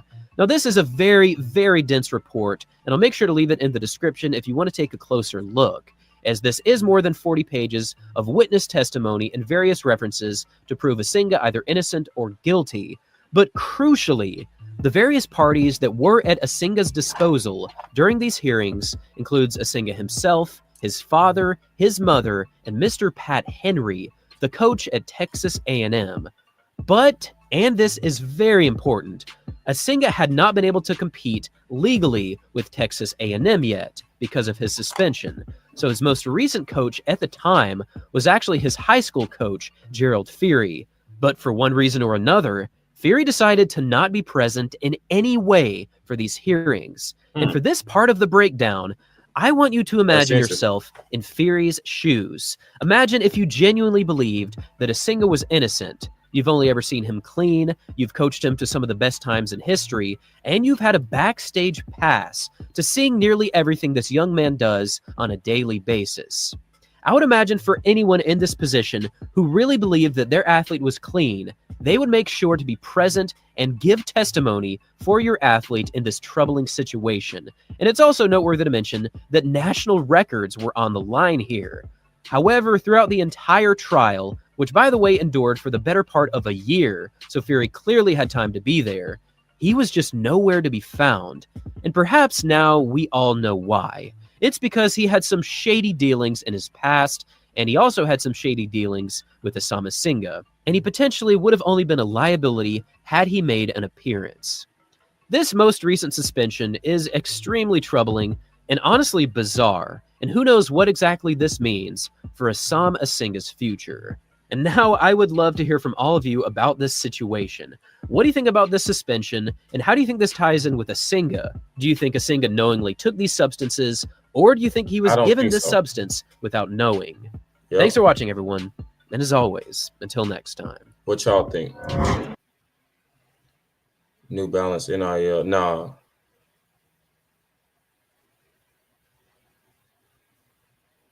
Nah, I told bro, just like I told Christian Miller, like I just told Braden Williams, you run a legal 9 2 times, fuck that college shit. Sign that contract, go pro, get the bread. Because college, you gonna be doomed. Straight up. You are going to be doomed, bro. Sign the contract and get the bread. Get the guaranteed bread. Now, if you never run fast again, cool. You at least got the bread. But if you go to college and never run fast, you crashed out. Shawn T. Jackson crashed out. Bro, she ran 10.8 in high school.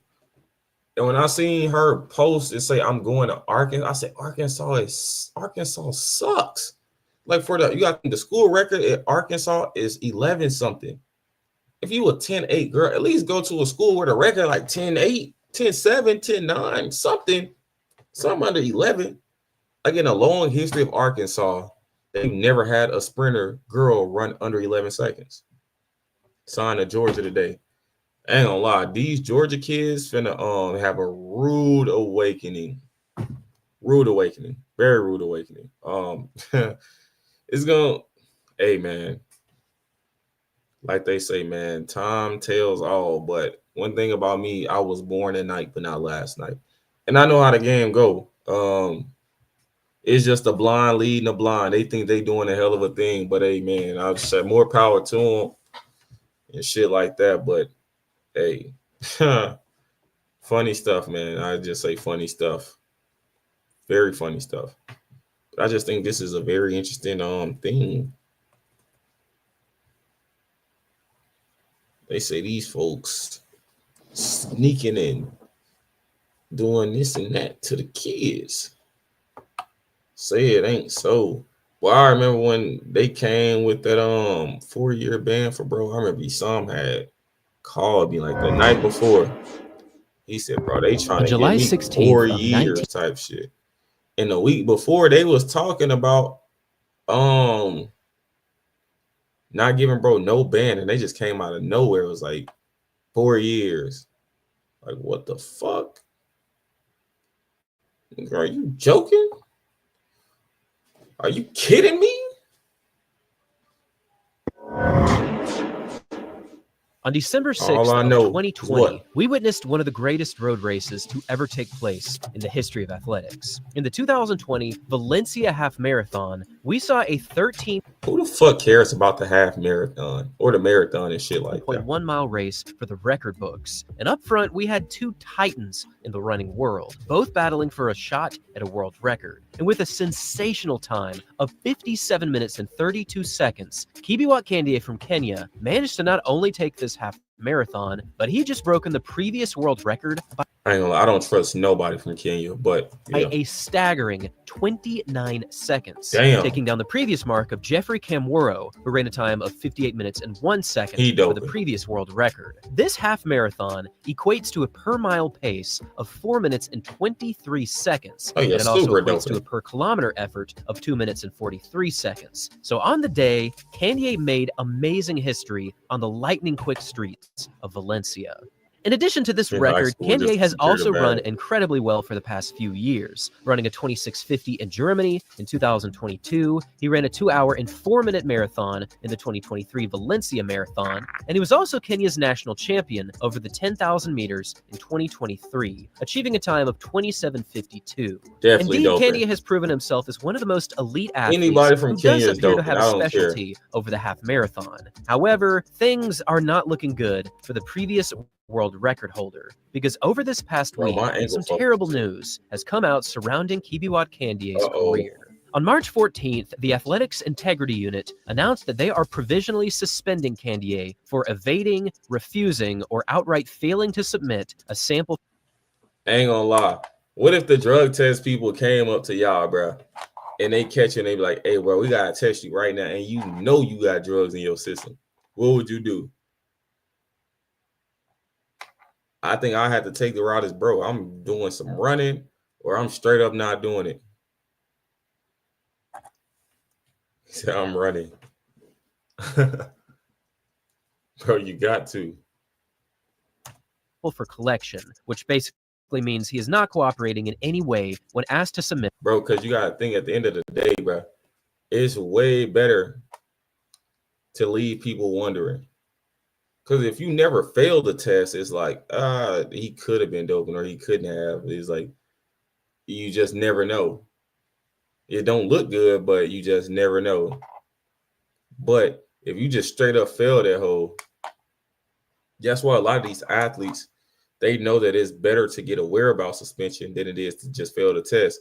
You better off getting a whereabouts instead of taking that test knowing you dirty and failing it, because if you fail that test, it's gonna like permanently taint your image. Like people are like, he's a doping cheat, blah blah blah. But if you get the whereabouts, you can come back, you'd be good. Like Christian Coleman, he good. Who else had a whereabouts? Saul E. Nasser. I think Toby Amelson. All these people have whereabouts. They back and they good. Like you never really hear much about it. But when you fail the test, it's like, damn, they treat you whole different out here, man. They treat you totally different. So it's much, and then also with the whereabouts, you get 2 years. 2 years. But if you fail a test, you get 4, 5, 10 years. Grab you before you run away. Brandon Kenyon so damn little and skinny type shit.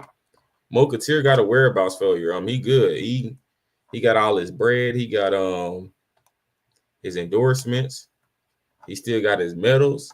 That's what I'm saying. They can't say bro was doping because he never failed a drug test. He was caught tampering. Yeah, only thing is, like, of course, when you with your whereabouts shit, you gonna always try to find a way to get back into it, so you can come back quick type shit. So he went on there, changed some flight information and shit like that. Like, it's the same thing that happened with Randolph Ross. Like, you gonna try to get back into it. So it's just like a normal thing. A urine sample, and most have already speculated and probably figured out that he's currently doing this because he is using performance-enhancing drugs right now. He just doesn't want to get caught after giving a certain sample. Now, this provisional suspension currently means that Kandie is not allowed to participate in any competition in athletics prior to a... Ross was definitely doping, though. I don't know that. Only time I can say a person is definitely doping if they fail a drug test. That's when I know definitely, but other than that, I mean, we can speculate. But if you never fail a test, I don't know what the fuck you doing. The final decision at a hearing conducted by the World Athletics Federation. So up until a final decision has been reached, we will not be seeing Kandie compete anywhere, and this hold can last anywhere from 3 months, up to 6 months, even up to an entire year. It all depends on how the process unfolds and how Kandie either defends himself or pleads guilty. All in all, this is really another big negative blow to the sport, and it does have many people wondering, what Bro, if you go on World Athletics or the AIU's website and you see the ban list of the athletes who are banned, bro, I think they said they banned like 100 something Kenyan athletes last year. Bro, like at that point, you just banned Kenya from the whole sport. Like, because why the hell? Athletics Integrity Unit.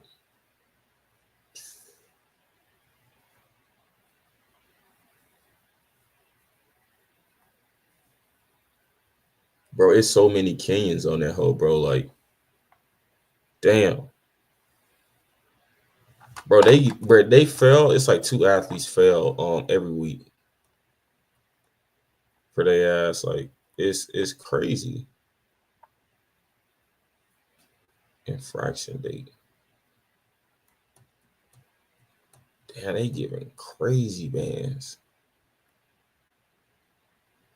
4 years, 5 years, 3 years. 3 years. They handing these bans all like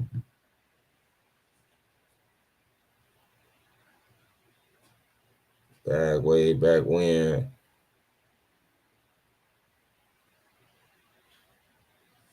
Yeah, bro, nobody knew about all this shit, bro. And bro, you know what it's really mostly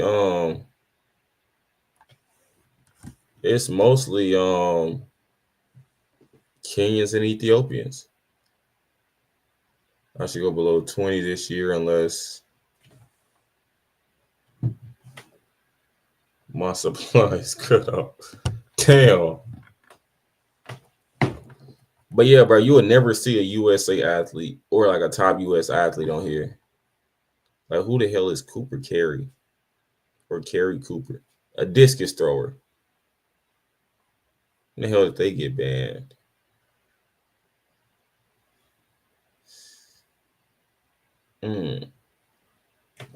Let's see who the hell this is. Cooper Carey. Is it Carey Cooper?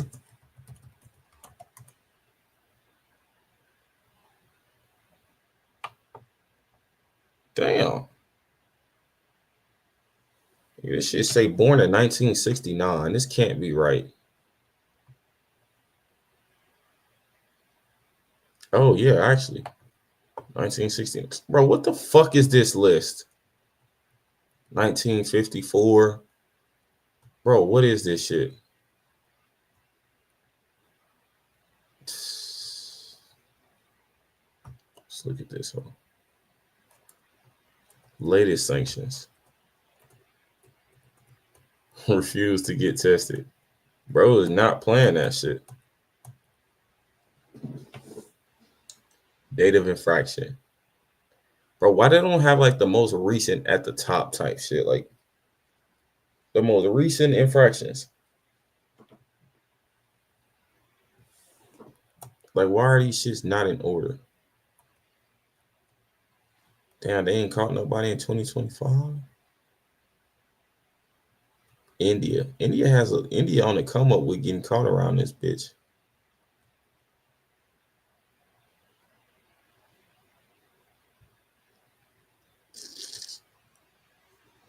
Hell yeah, bro. It's really like,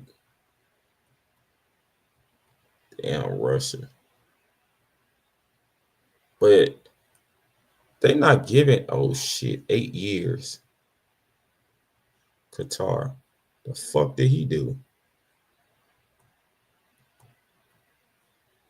I don't know what that motherfucker did. This dude from India. Speaking of India, I wonder Parvez Khan type shit. Yeah, we can let India slide. Bro, let me text Parvez Khan and see if he got his suspension yet. Because it looked like they ain't going too hard on India. Well, that dude had, bro, Parvez only like 19, 20. That Indian dude only got 16 months. Oh, these Indian dudes got 2 years, 4 years. See, if he cooperate, he might can get 2 years. Let me DM bro right now on Instagram.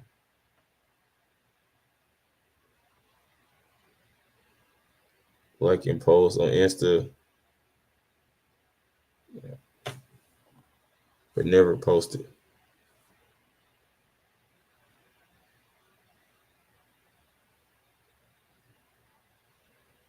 I said, did they ever give you a ban type shit? My last time talking to bro was February 25th.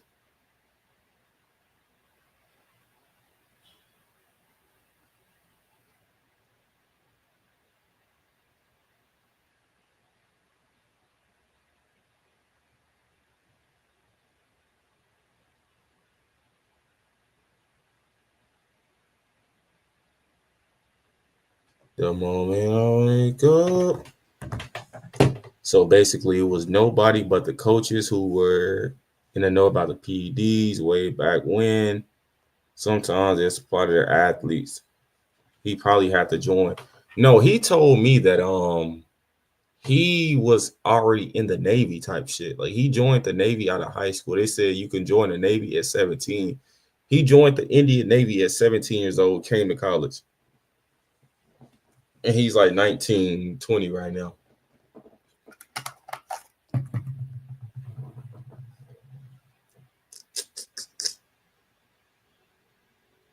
That's why their athletes begin in 19s in college. Nah, bro. I mean, you can train to run these times, bro. But it's like the consistency running them. Like that's when that's when you know. That's when your ass know.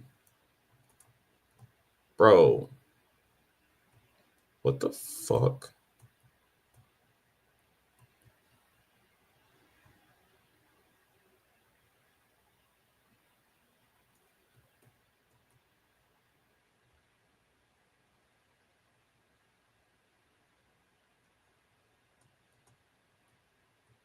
Damn, some of these motherfuckers don't even have a birthday on their shit. Oh no, I guess they do. Infraction date. Damn. If you get 8 years, damn lifetime ban. The fuck did they do? But they're a coach though. So yeah, hopefully. Damn, they lifetime ban and shit. Bro, see, all of these are coaches though. The fuck do you gotta do to get a lifetime ban? Let's go to USADA's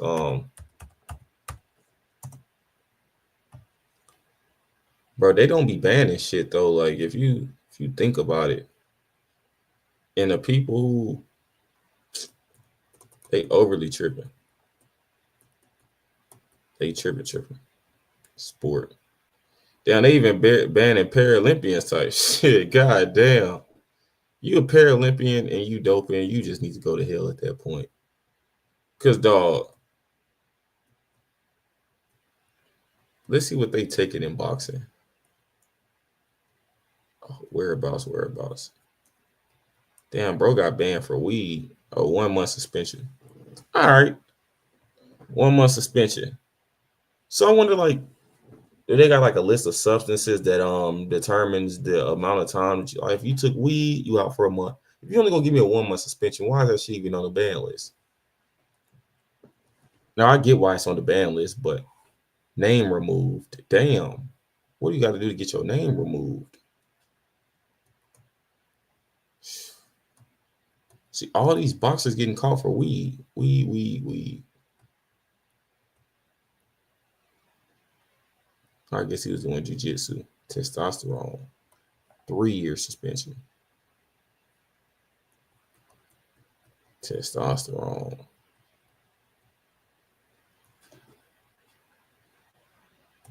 Curl cycling.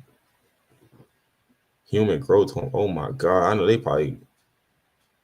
they only got 30 months taking HGH. Bro. They either have to do some snitching or they super tripping. Oh, you saw the super tripping. GW 1516. Cycling. Damn, hella people taking testosterone and cycling. What the fuck? All the boxers were smoking weed. Let's go down the track and field. Damn, it's hella cyclists caught. Damn, motherfuckers are banned fencing. Why would you even take drugs fencing? Like, what the fuck would you? Damn, all the fencing bans are short though. Public warning, 3 months, 6 months, 2 months. 1 year is like the longest ban. So why track be giving these over just crazy ass bans? Like all these other sports pay way more. The boxers getting banned 1 month, 2 months, shit like that. Why niggas in track ain't getting no bread but getting banned 8 years and shit? Like what the fuck? Shit, stupid as fuck.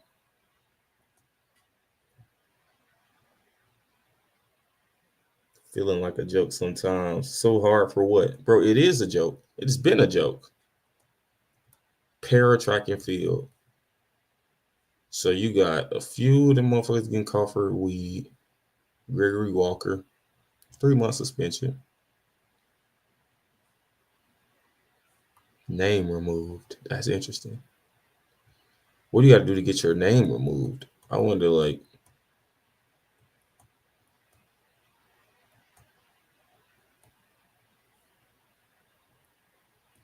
powerlifting, roller sports. If you roller skating, rad 140. GW 1516. And rugby. Didn't even know the United States had rugby. Snowboarding and skiing. Damn, all the snowboarding and skiing motherfuckers. Damn, a 2-year suspension for weed? Like, how they get 7-month reduction? So they got a 10-month suspension with 7 months off. So they got 3 months. This motherfucker got 2 years for weed. They got a year for weed. They got 3 months for weed. Like, what determines these suspension times? They just be picking and choosing, like, we'll give him this time. Like, they just be throwing darts at the wall, spinning the wheel. We're gonna spin a wheel, whatever it lands on is how much time you get. Track and field, name removed.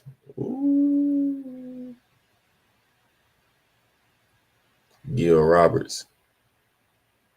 Hey, Gil Roberts used to slide. Overly slide at that. Bro, y'all know what's funny? This Robert Qualls dude, I read his sanction. Bro, he's like 80-something years old. 80-something. Bro, watch this shit.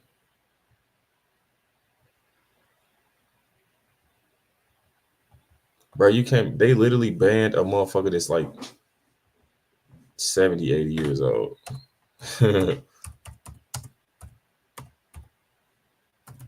I seen that shit on Twitter. I said, what the fuck? Look at this shit. They literally banned, bro.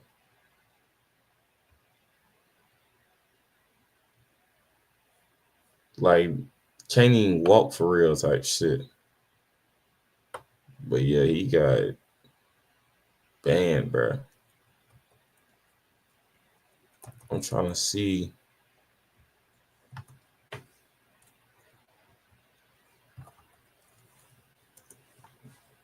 "72-year-old." There you go.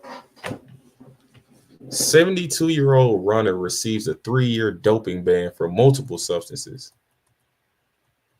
Yeah, bro, they banned overly old head. Look at Unc though. You can just look at Unc and tell, like, come on now, Unc, what the fuck you got going, man? About to break the Masters World Records. Yeah, man, Unc. Man, he tripped out. He super tripped out.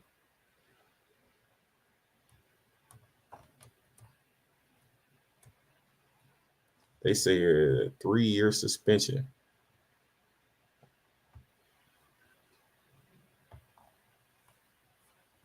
Nandrolone and testosterone. But the thing is, with him being 70 years old, he could go get a prescription for testosterone and be taking that shit and get a TUE, and there's nothing they can do about it.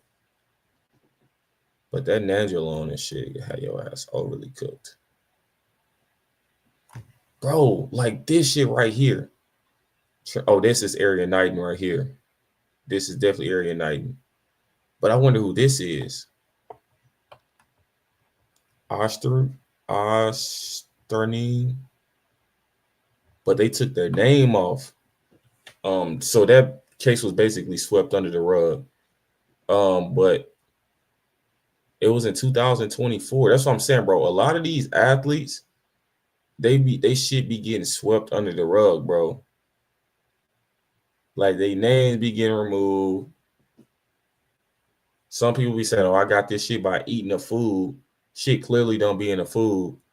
And they let some people go, and some people getting 4 years. Yeah, bro, they removing these. Bro, I'm telling you, bro, they top athletes, they sweeping that shit under the rug. Sweeping that shit on the rug for shit show. But yeah, bro, 2024, bro, that I wonder who that was. Jerron Flournoy. That's the dude that used to go to LSU. I remember, bro. He used to slide. He's suspended. He got suspended last year. He wasn't even taking nothing. He got caught for possession. How does that even happen? Like, how do you get caught with possession? How do they catch you with that shit? Like, are these motherfuckers sneaking in your crib? And, or y'all, look, this the dude, he used to be at LSU. Yes, from this video right here. Bro, we done seen this video. The Houston and LSU video where he ran them down at Texas Relays. That's bro. Probably someone was missing a big part of the season. No, but Marv shit. No, definitely Marv was but I don't think that's what his shit was caught for. Cause that whole said, I think Marv shit was testosterone. I'm gonna be honest. No fault or negligence.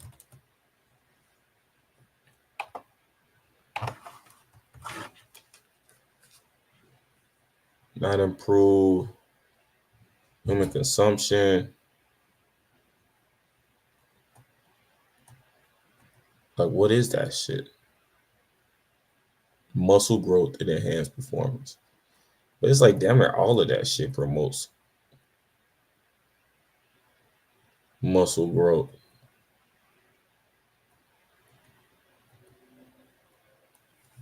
I don't know.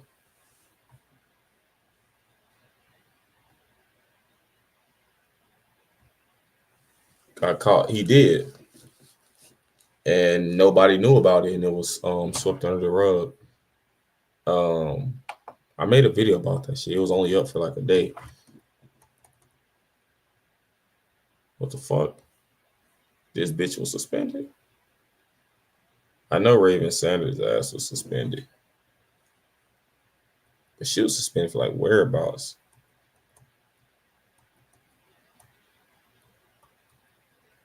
Oh shit. Oh, I'll say Kamari Montgomery. Bro, but why they got all this old shit on here? Bro, cause bro, this is what I'm saying, bro.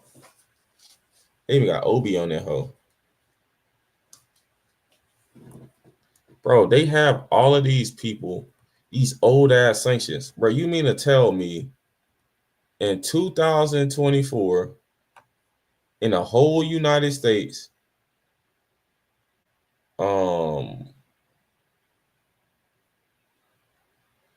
1, 2, 3, 4, 5, 6, 7, 06. 6 people. Yes, Montgomery did ran in Houston. 6 people. Obi and Kamari was on there. But Kamari was on there for weed. But 6 people in the whole United States failed the drug test. Only 6 people. That's why China said we have to investigate the United States WADA needs to investigate the United States because they have so many athletes testing positive and their shit is getting swept under the rug. What triggered them was the area night and shit. Like, they was like, this motherfucker said he ate oxtails and blah, blah, blah, and y'all let him go with that shit. But it's super corrupt, man.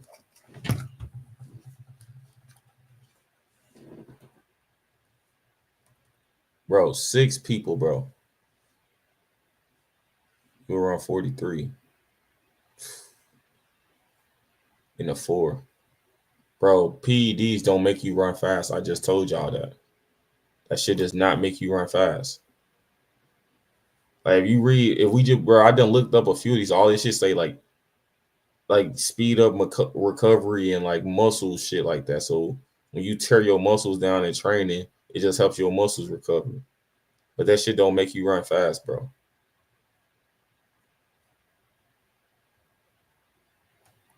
Damn, Unc ass 72 years old. He was on 3 different drugs.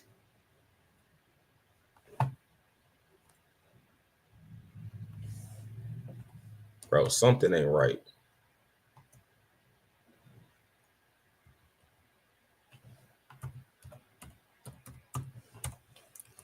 Only 6 people in the United States, but 150 something from Kenya got caught last year.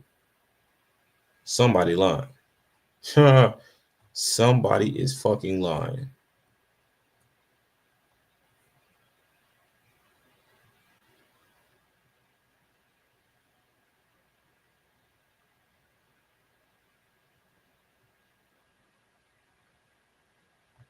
Advanced search. Genders.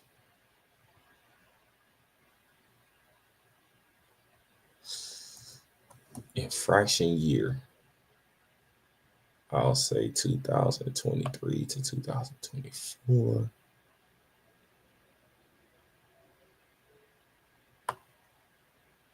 Damn.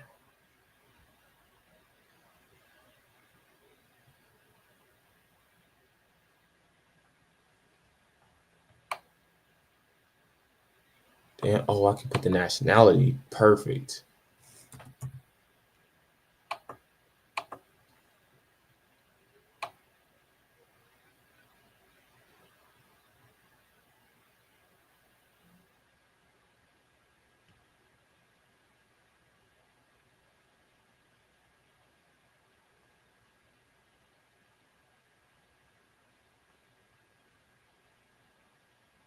Black starts today with Lockie. The Cusack. He ready. He's ready for what? Like, what is he ready for? Bro, somebody hit me up and said he's going to make the semifinals at World Indoors. So that's not a fucking flex. That's not a fucking flex. Nobody's there. Bro, y'all look at this shit.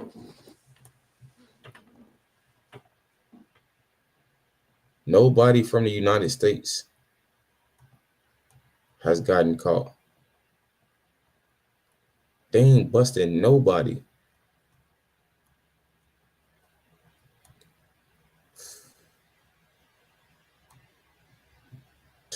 Bro, like all these motherfuckers got caught long ass time ago.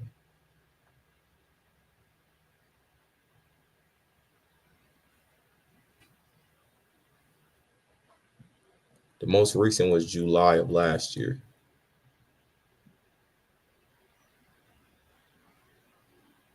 Wait, how he get an infraction? He was born in 1969, but he did some shit last year. He's still throwing?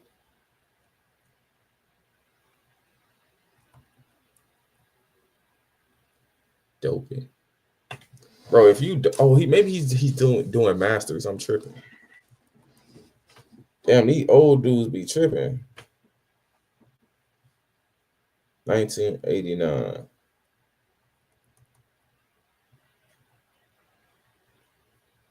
Damn, so they caught 2024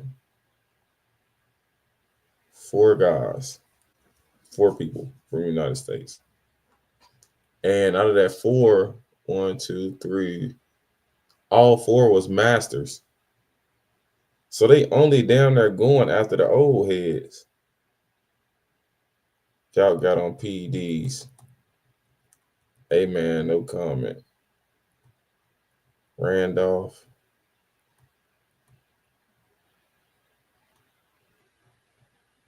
But these guys super tripping. They ain't. But if I go to Kenya, the list will be so long. See, bro, they be picking and choosing who they want to get and who they don't want to get. That shit crazy. He said older heads know about PEDs. Yeah, man, they done been around the block a few times.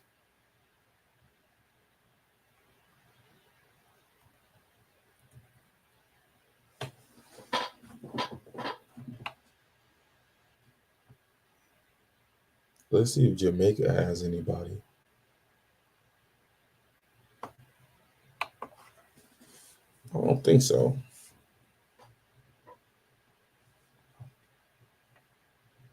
Nesta Carter. Wait, Nesta Carter was caught in 2021? I thought he was caught way before then.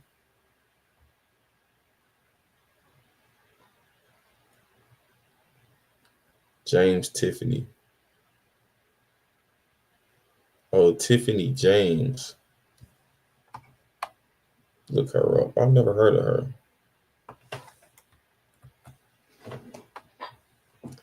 Name removed for Usain Bolt. James, Jamaica,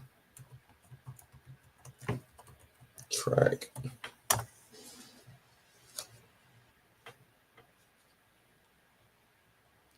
See what her times are. 2-time world championship silver medalist. Oh shit, she's pretty good. Or relay merchant.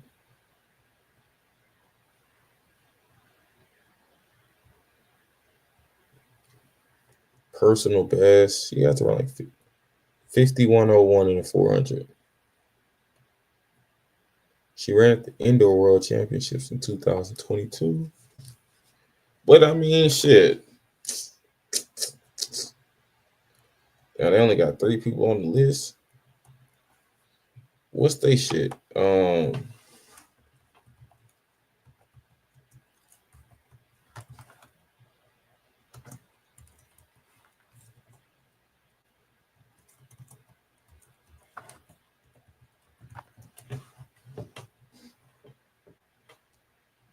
Violations. Jacko.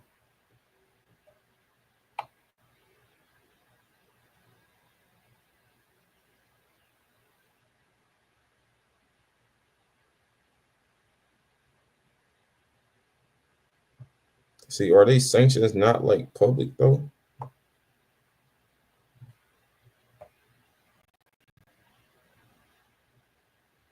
About us. Report doping.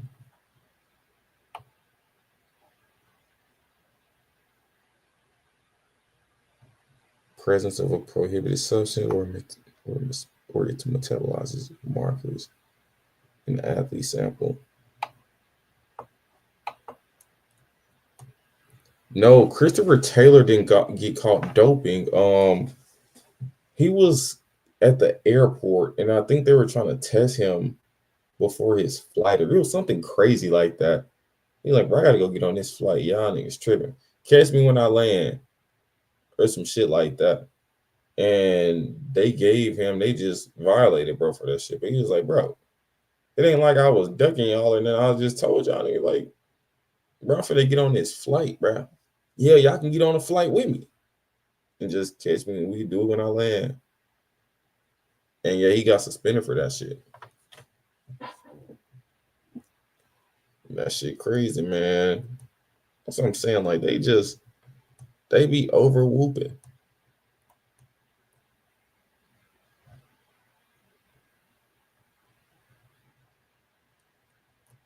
Which Jamaican athlete was banned?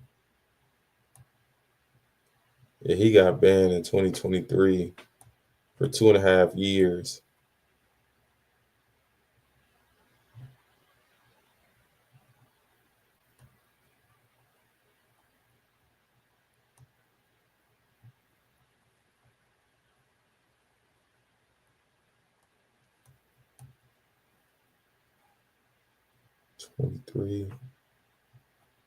Tiffany James,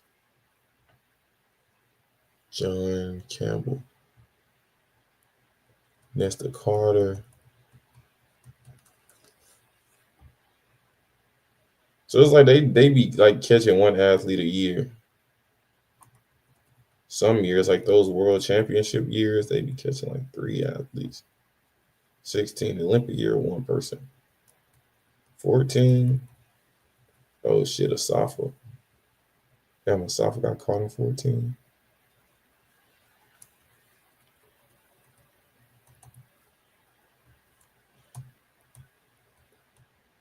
Yeah, he was running crazy. I remember him and Tyrese Cooper was like going crazy together in high school. This case is based on a party witness statements written, blah blah blah. Safa Powell began his track and field career in high school. He first represented Jamaica in 2002 at the Commonwealth Games. Mr. Powell soon rose to prominence as a world-class professional sprinter representing Jamaica at the World Championships and the Olympics. Safa Powell participated in the J3A National Senior Championships at the National Stadium in June 2013.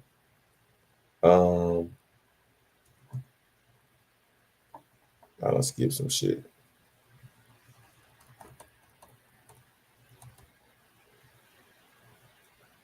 The fuck. Mr. Powell participated in the 100-meter event and was selected for a doping control. A urine sample was properly collected from Mr. Powell and a proper chain of custody observed. The urine sample was sent to WADA accredited laboratory in Canada. Mr. Powell's urine sample was analyzed July 11, 2013. So that was like 2 weeks after.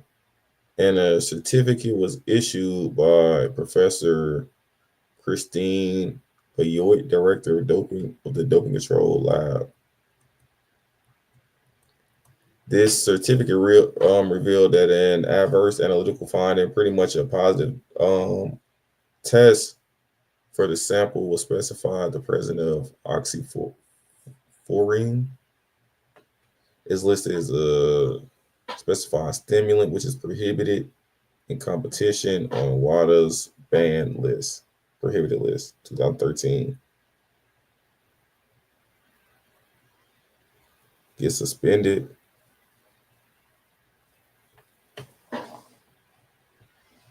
But he got suspended to run again. He should be back next year. Yeah, next year. Because he got banned in 2023. He's 25. He was banned for 2.5 years. So next year he'll be back.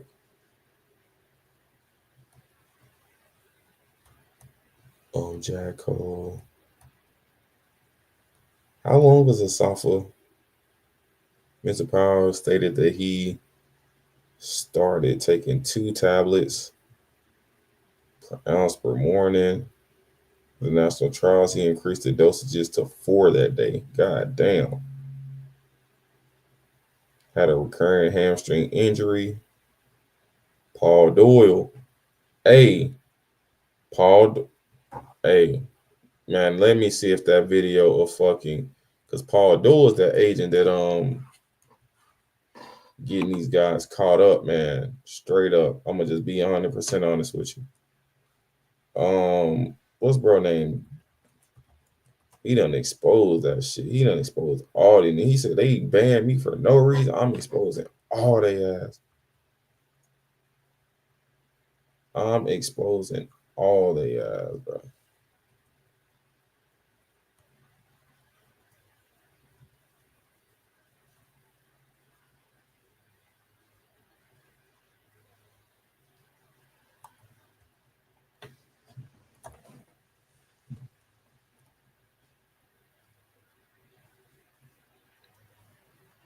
Damn. Bro, where the hell is this shit? Recently uploaded.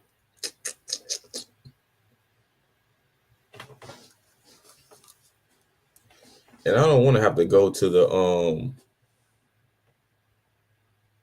Facebook version.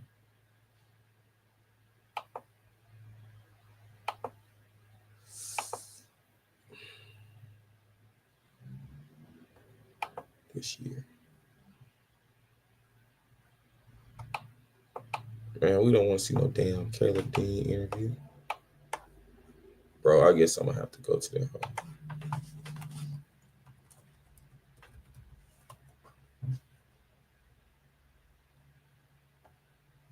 Bro, one thing YouTube knows how to do, I mean, not yet, YouTube knows how to do is piss me off.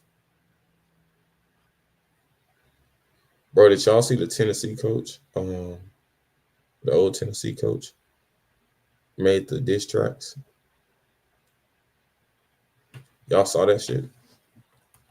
Devine. Bro, Paul Doyle be getting these niggas caught up, bro. Straight up. If y'all doing business, because he's a Puma agent. And, bro,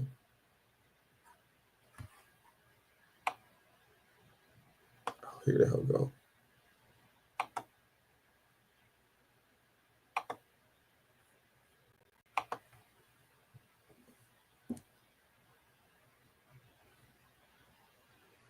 Bro, so look. Devine Oduduru ran at Texas Tech. He was NCAA champion 100, 200, 2019. And he ran 19 something. He ran 980 something. Was dancing crazy. But he went pro, signed with Puma. You know, Puma's guy is Paul Doyle, their agent. And yeah, they told Devine that he should go join a Puma group or a Puma coach for real. And he joined Rainer Ryder in Florida type shit. And with joining Rainer Ryder, you got the likes of Andre DeGrasse, Trayvon Bromell, and some other athletes. But Devine say his coach is giving them performance-enhancing drugs to certain athletes, like his favorite athletes. And they was running crazy times despite them running super slow at practice and shit. They go to meets and just drop crazy times. And somehow Devine never failed a drug test, but he's suspended for 5 years right now. Check bro out.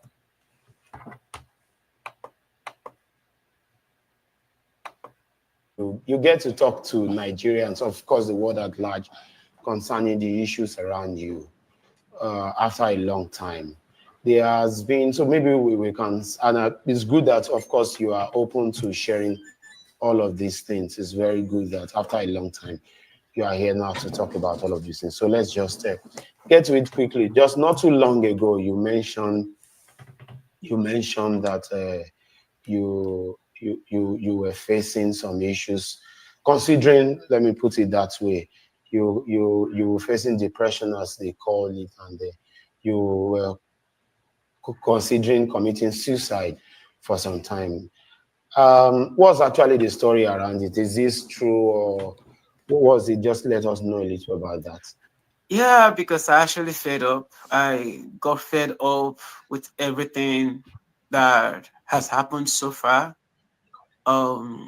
It has really been a long one for me, considering how my career ended by selfish individual who I felt used me to trade in for someone, or they used me to cover up their mess or something. Exactly. Yeah, and it really hurts. So it has really been a tough one for me. Yeah, so I felt I've lost everything. I've lost what I have worked for years after all the struggling in Nigeria, trying to make team and trying to get to team, trying to travel, trying every means. You know how difficult Nigeria is, like when it comes to you starting up your career as an athlete, how difficult it is.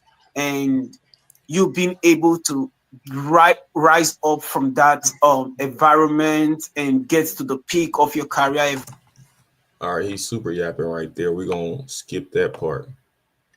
From Nigeria, the US, and in diaspora, we want to know exactly how it started, what transpired. Yes, we do. Just talk us through that process in a short while, because, of course, you know, we have a short while on the session. Oh, okay. It's actually a long story. So I graduated college 2019.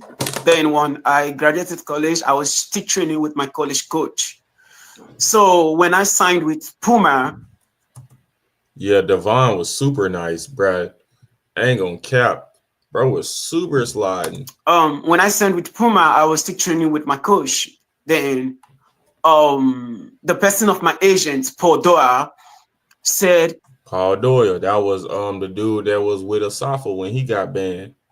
Puma requested that I should go train with a specific coach. And I said, I don't want to go train with that coach because I don't know who the coach is. He's not used to my system. He does not know how my program goes. Then I actually told my college coach was aware, and he was like, I told him, I said, I don't want to go. I want to stay here. This is where I was made. I want to stay here and do my training and all of that. But he later said that he can't travel with me to competitions because of college competitions and all of that he won't be able to leave the team and travel. That I have to think of going to meet the coach. So in all, Paul actually made the plan because they said Puma said I should go move and train with Rena. Rena is actually his name, and he was in Florida. So we went there. We saw the training group: Andre DeGrasse, Trevon Brumet, Kristen Taylor, a lot of other Jamaican athletes. We are in the team. I'm like, okay, Jamaicans. It's not a bad place. Let me go. Like I only judged by what I was seeing because I didn't judge by what was actually going on in that facility. So we moved there. Before I moved there, Paul was the one who rented my house for me, my agent. He was the one who rented the apartment. So he went there, he looked for the apartment. So they know him in the apartment. And they were the one that they do pay for the apartment and all of that. So I moved in, I got into the apartment, I started training. So when I started training, things started going wrong.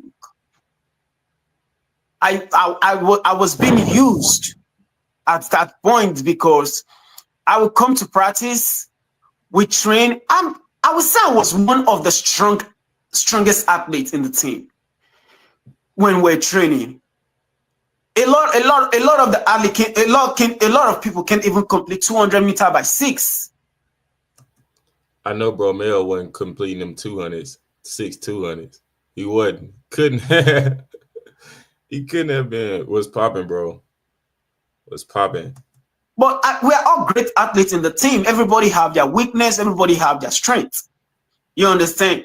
So the coach was, I think before I actually came to the group, the coach already condemned me. It was more like he does not even like me.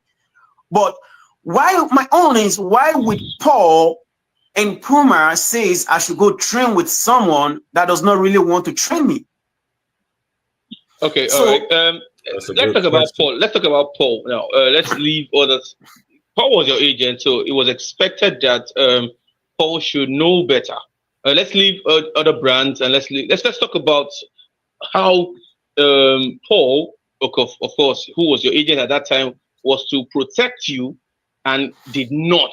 And of course, going further, let's share with us. Bro, let me tell y'all something. When it come to track, these folks don't give a damn about y'all. From coaches to agents to none of that shit. These, especially at the pro level, like, bro, these people, especially if you can't run fast for them, or because they can control if you run fast or not, whether you believe that or not. They can control that. They can turn you up and they can turn you down. But if you ain't following their directions and you ain't on their good side, you will never run fast because they're going to get that shit to somebody else. What transpired in the camp with Germany? Okay. In the camp in Germany, a lot actually happened. But and when you see track athletes go to Germany, they always come back sliding. I'm gonna just say that.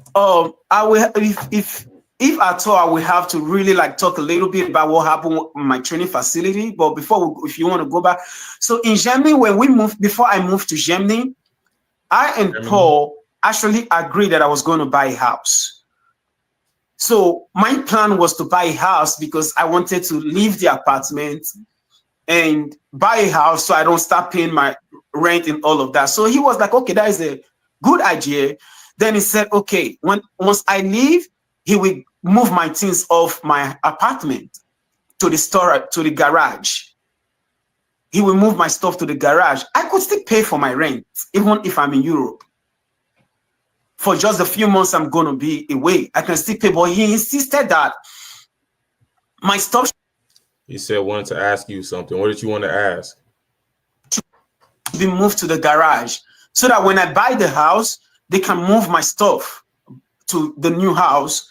So I think that was where everything started really getting more complicated, because at that point I said, okay, no problem. When I was leaving, I left my keys with him because I know there was nothing in my house I want to hide. My house was clean, everything was okay. So now y'all tell me this. If you got somebody that's about to move all your stuff out your crib, and let's just say, quote unquote, you got some drugs at your crib, would you leave the drugs out for the person to see and to move to the new crib? Especially your agent who tied in with these drug companies and got people suspended before. Would you leave the drugs out for them to get them and report you and turn you in? Or would you not have no drugs to begin with? I left my keys.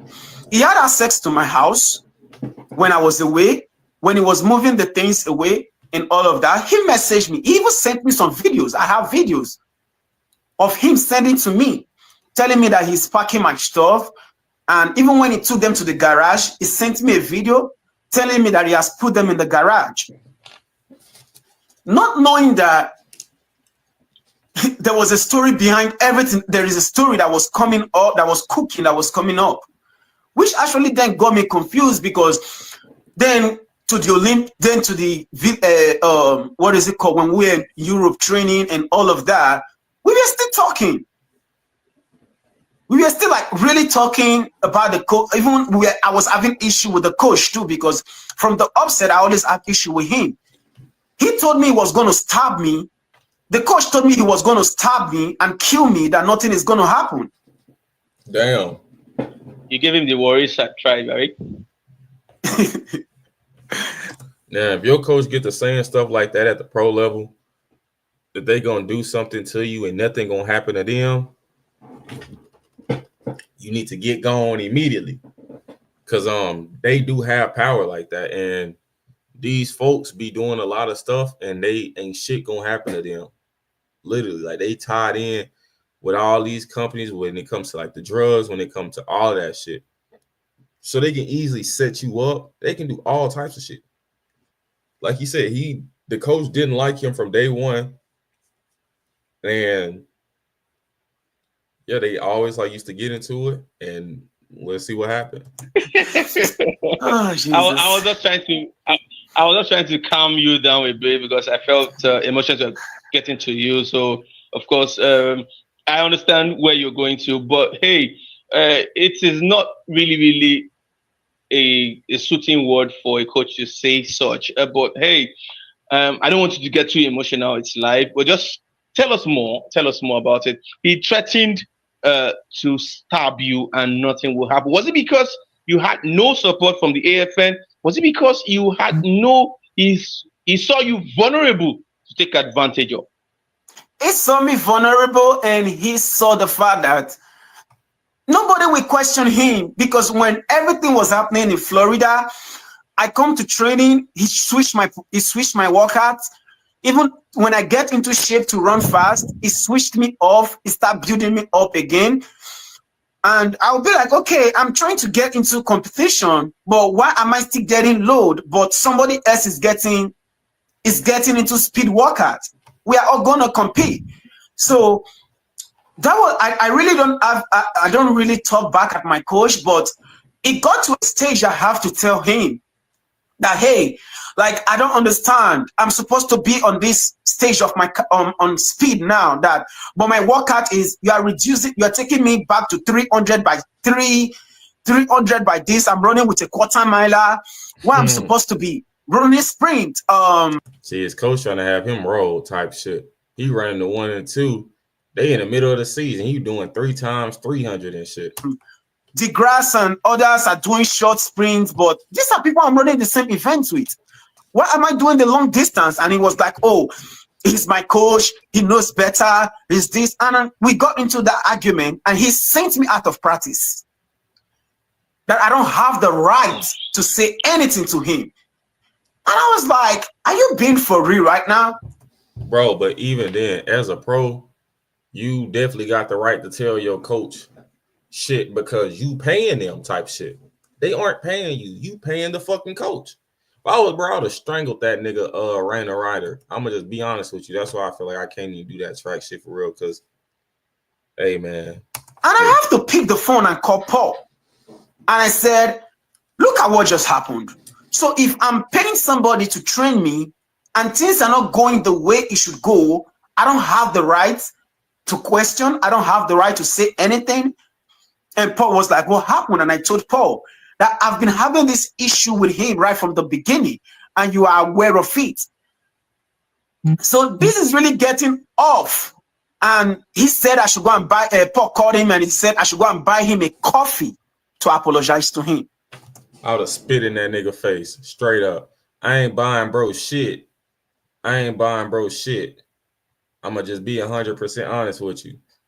Like, bro, I'm not no little kid, and you not no little kid either. Like, bro, you ain't over me. I ain't over you. I ain't buying you no coffee to get on your good side as a grown man. I'm liable to kick your ass around this bitch if I'm just being 100% honest with you.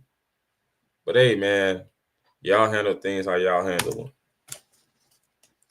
Wow. And I called Paul. Wow. And I said, Paul, sorry, look at what Rainer just said. Sorry. I should go buy him a coffee to apologize to him. And Paul said I should go buy the coffee for him.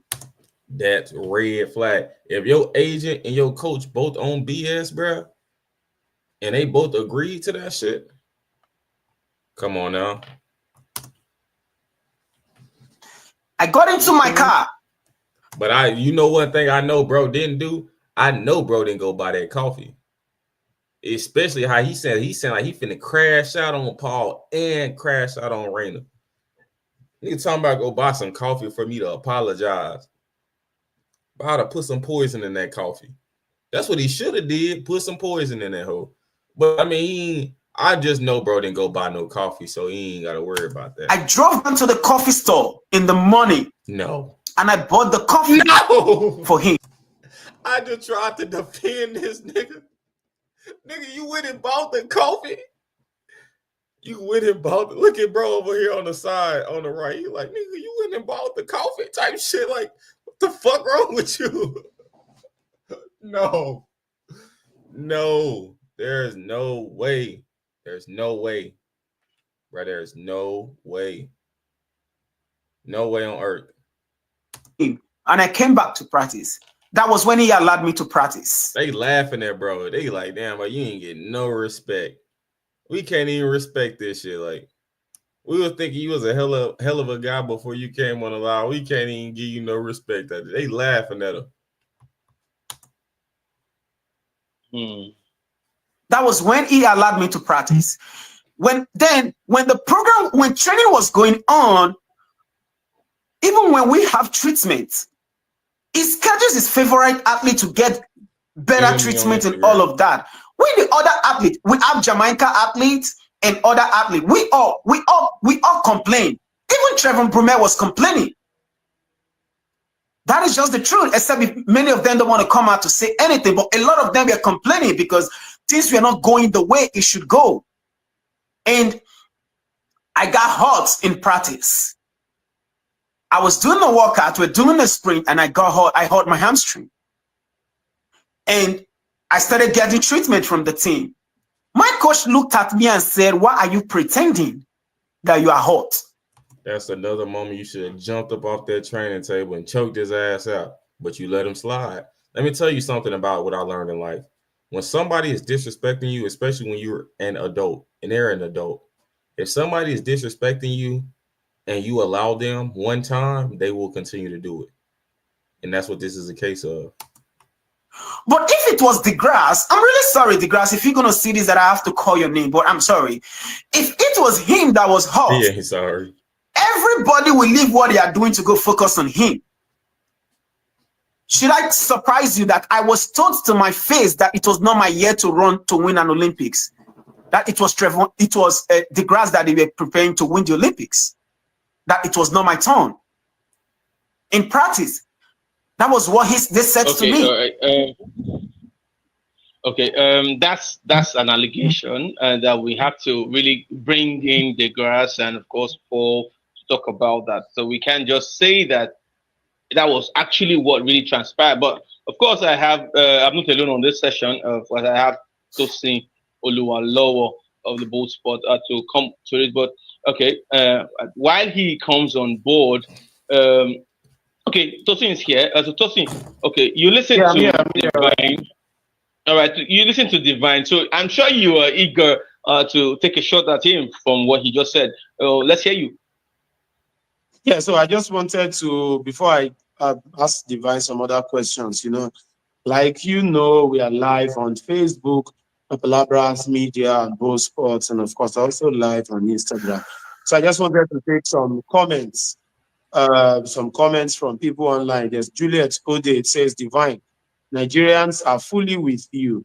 I hope the government supports you after this. You are an inspiration and God will see you through. Of course, Nigerian athletes, Prosper Ekorere is also here. He says that Nigerians should create a professional training camp. So, Devine, just rest assured that you have Nigerians also on your side through this journey that you are in. I understand that you might feel Nigerians. Man, these niggas overly African.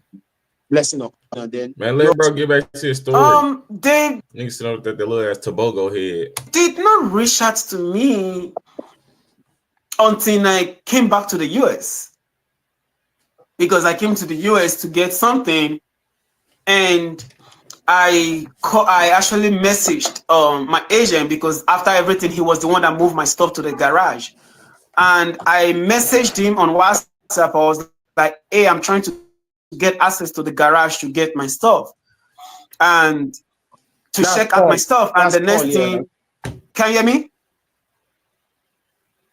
Yeah, I can hear you. I said the agent here is Paul, right? Yeah, Paul. Yeah. So he said my key was already in Florida. Then I said, okay. Then the next thing, I got a message from AIU saying, we are having a meeting with you tomorrow at so time. Will you be available? I was like, yeah, I'm in the States. And I went straight. They sent me the address in the morning. I went there, and we all had a session, and I was being questioned. They were asking me different questions and all of that. And I responded to them the way I know of. I ain't gonna lie, Paul set bro up. Paul Doyle set bro up. Paul Doyle and Raina Ryder, his agent and his coach, set bro up. To the best of my knowledge, that I could respond to them. Because if Paul said he saw something in my house, he's supposed to be my agent.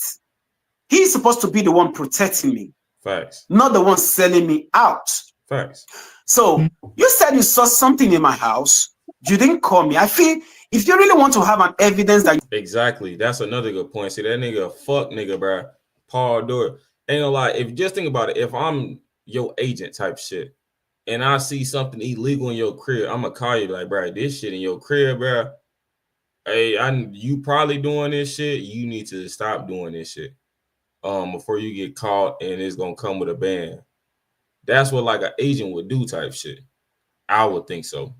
You saw something in my house, you would have sent me a picture and be like, Devine, what is this? And what is this doing in your house? And that is, if I give you a response like, oh, I am sorry, that would have been your evidence to say, okay, Devine is aware of this. But you did not. You took the issue on hand to report the issue that you saw something in my house. First, I'm an athlete. if you say you saw something in my house, that and you people are claiming that I'm using it, it's supposed to be with me in Europe. I really want Nigerians and other people to start thinking in this dimension for me to start look at. They said I have something I'm using to treating myself. And I'm in Europe for over a month. And the thing is in the US. How does that really click? Because I'm supposed to have it with me. You are preparing for the Olympics. Yeah, I'm preparing for the Olympics. So it's supposed to be with me in Europe. Facts. Not leaving it in my house. And if Paul is coming to my house, if I actually have something like that in my house, if Paul actually coming to my house, I would have not left those things in I would not even allow Paul to go to my house. Even in when we were in Europe, I was the first athlete that came to drug test. When they drug test me, I have to tell the whole team that, oh, AIU is here, they came to drug test me. They'd be like, oh, okay. So that was when they started drug testing the other people. You get me? So look at something. I want Nigeria to look at something. Because if you're going to snitch on your athlete as my manager, and you, the same person, is the one that still flew another athlete that could not run any fast race the whole season. I ran the fast race the whole season in the team, even when I was recovering from injury, because my coach was not around. We have a trainer. He's from Italy.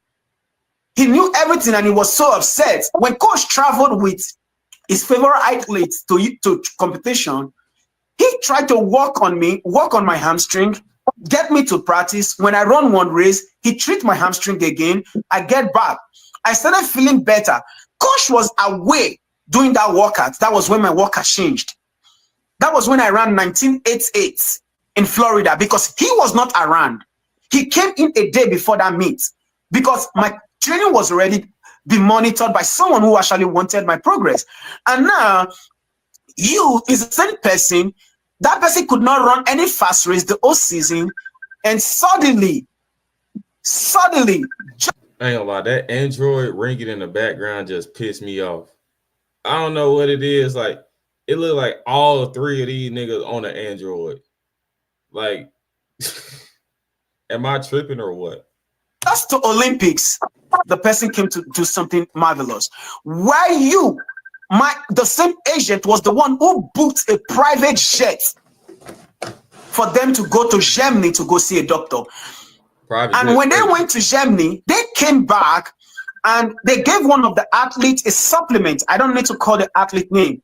And the athlete actually thought that the supplement was brought for all the athletes. And he snapped it and posted it on our group WhatsApp because we had a group WhatsApp. Like, coach, how are we going to take this? Immediately they asked coach, just message him to take it down. But it's the same Paul. It was only for yeah, it was only for specific athletes.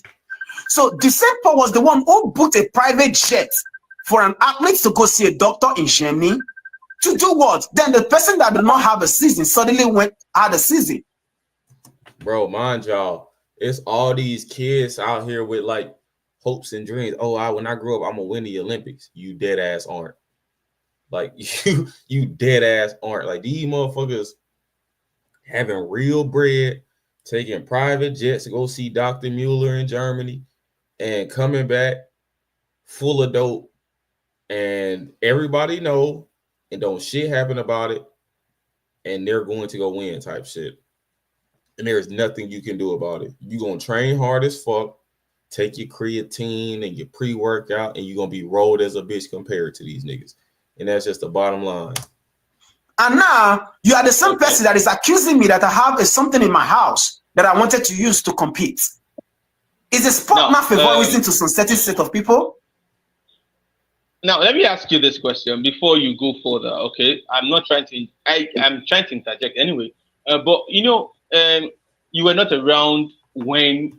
I'm telling you, bro, put them Olympic dream in a dumpster, in the garbage can. Paul was trying to pack your loads off, and he saw that substance, that alleged substance, in your house. He didn't call you to ask, like you rightly stated. Instead, he reported you. Now, was it that you both had fallen out, or you talked about somebody snitching. Now, was it that Paul was aiming for your downfall, or what? I mean, because it looks as if that this is a script that was played out. Okay, for one athlete to be better and the other and all that. But as you stated, that's how I'm just trying to reaffirm. Now, tell us, do you think that Paul was working against you, despite the fact that he was an agent? He definitely was. 1,000%. With what has happened, I feel he was working against me. I felt everything was already planned. Because when these old things were happening, when I was being maltreated, he could not call Reina to caution Reina that, hey, this athlete is a Puma athlete also. And this athlete is supposed to be training and getting ready for the Olympics. They have their country to represent. He is not doing that. He was not even addressing the issue as my agent.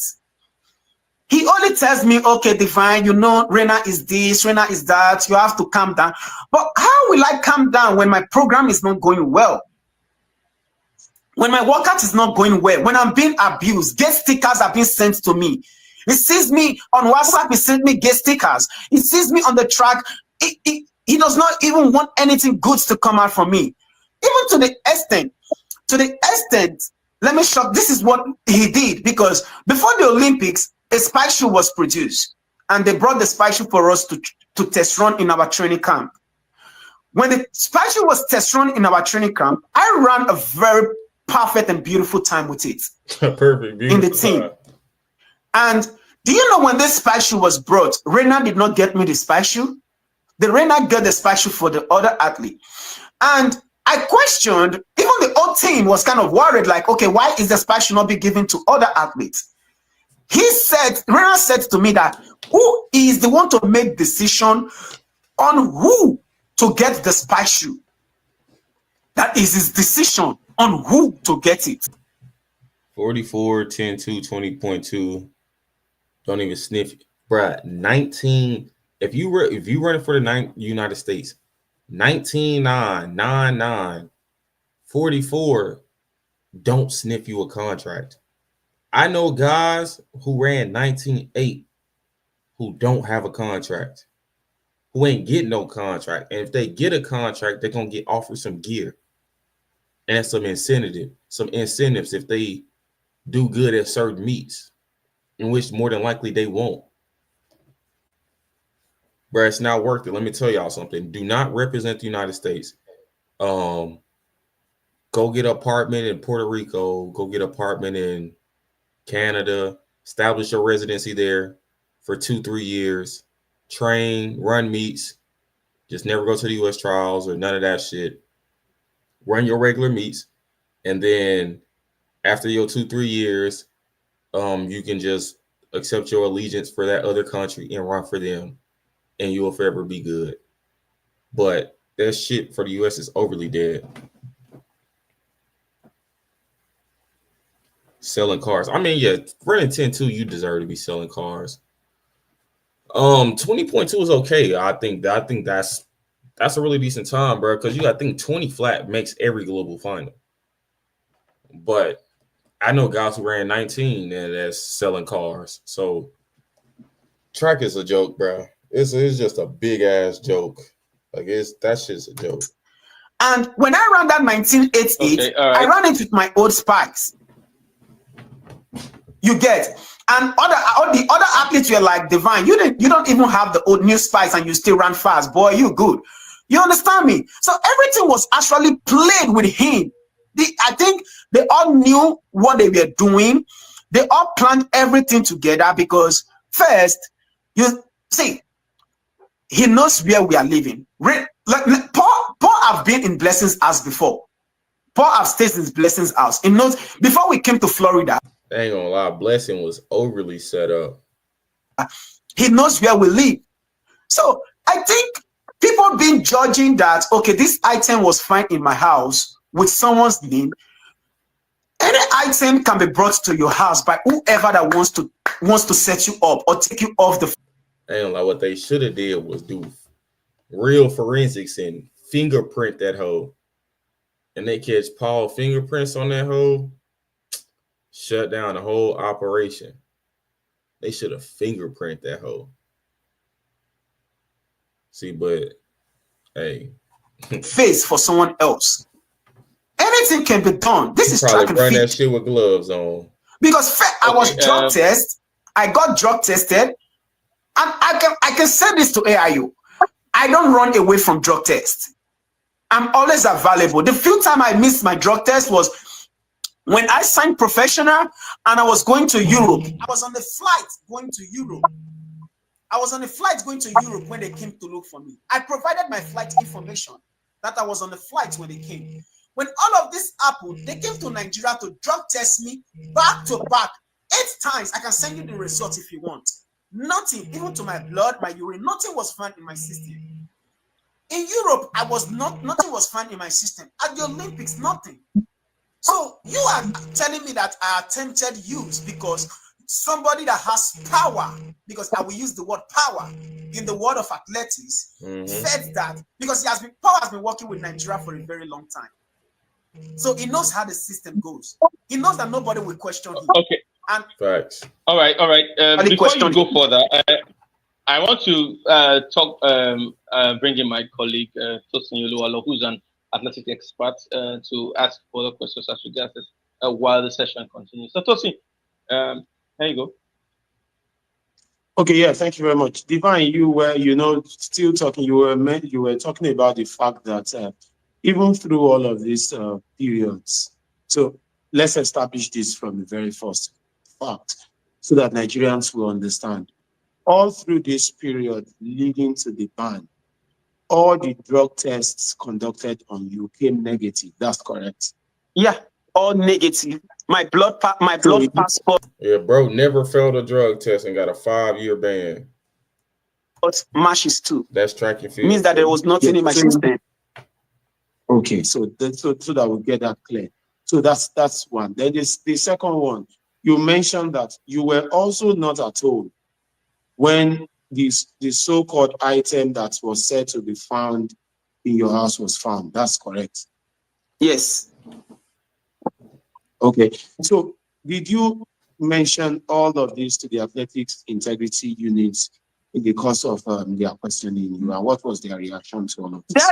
I think their reaction was like, well, this item was found in your house, and the name on it is somebody you are close to and stuff like that. Even to the extent that I feel I will use the word I felt threatened. I felt threatened because after the whole thing, when they went off, they told me, well, this is off record. You need to tell us the truth. Tell us you took it, then we will reduce the ban for you. Tell us you know about it, then we'll reduce the ban for you. I felt threatened with that because if I'm saying I don't take something, the thing is not in my system, then how is it possible? Then I'm sorry. I know this is a life. This is life. Then I feel I have a question I would have loved to ask AIU. Does it take someone to prove to them that somebody is drug cheating, that the system is no longer detecting people that take drugs? Because if this thing was not found in my system, if this thing was not found in my passport, the passport is like your blood. They take it to match your passport every year or in how many months back to back. If nothing appears that anything is in my system, then somebody said they found something in my house. How does that even correlate? Because he was even talking to me the whole time. I didn't see they be playing in motherfuckers' face, and they know that track fans and shit are so damn stupid, and they believe anything that they can get away with this type of shit. Like, these niggas are legit stupid. Like, track people are dead ass stupid. So they like, we found this in his crib. He done passed all his drug tests for the last 15 years. Never used shit, never thought about using shit. But we don't like that nigga. Y'all know we don't like him. And I just mysteriously found this in his crib one day. And nobody ever questioned it. 5-year ban. And if he would have got found, if he would have tested positive for it, he would have got a 4-year ban. So he got a longer suspension for not even failing the drug test. get my contract money after the Olympics. I called him. I was like, I called him. I was like, hey, I've not gotten my money. I'm supposed to get my money. He told me that, Paul told me that, oh, hold on, that they are working on the money. There are some persons have collected already that are going to pay your money. I never knew that everything he was still acting like everything was okay. Even at the Olympics, when I got to the Olympics, to tell you how funny this is, when I got to the Olympics, do you know that the coach did not want me up for my race? Rena did not want me up for my race. It was me, because me and the guy was in the same heats in the 200 meter. So it was with him. And the other trainer walked up to me and be like, Devine, I know you are angry. You have a race to run. He said, okay, do you want us to work together? Yes. If the Olympic Village will agree, they can go back to the warm-up. They will bring out the video of me and that trainer working together. He started talking to me and was like, Devine, I know you are upset. Coach supposed to be working with both of you, but calm down. I will take you through your warm-up. And he took me through my warm-up and all of that. Then when this blessing issue came, even before the next thing, they took me out of the WhatsApp group. I was taken out of a WhatsApp group. And I called Paul. I was like, I've been taken out of this WhatsApp group. What is going on? Before the next thing, I was taken away from the second WhatsApp group. Then in the Olympics, before I ran my race, Jordan did not say anything to me. He did not come close to me. This old drama, even when I got disqualified at the Olympics, he did not say a word to me. He did not come and be like, oh, this. And sorry, I know, let me go back a little. When I hurt my hamstring, he said to me to my face, that is good for me, that now I've learned my lessons. He said it's good for me. This is what my coach said to me, that is good for me. Now, see, that's what I'm saying though. Like, when they keep playing with you and you keep letting them play with you, they're going to keep on playing with you, if that makes sense. that I've learned my lesson, which means it was actually his target or plan for me to hurt my hamstring to mess me up the whole season. I was struggling. Yeah. I called Nigeria. This interview was done 2 months ago. I called the person of President Solomon Ogba. I was explaining to him that look at what I was going through. When he came to the U.S. Actually, exactly 2 months ago, to the date. When the athletes were having their regional competition in Florida, he was in my house. Yeah, he came to my house. I still downloaded everything to him that look at what I'm going through.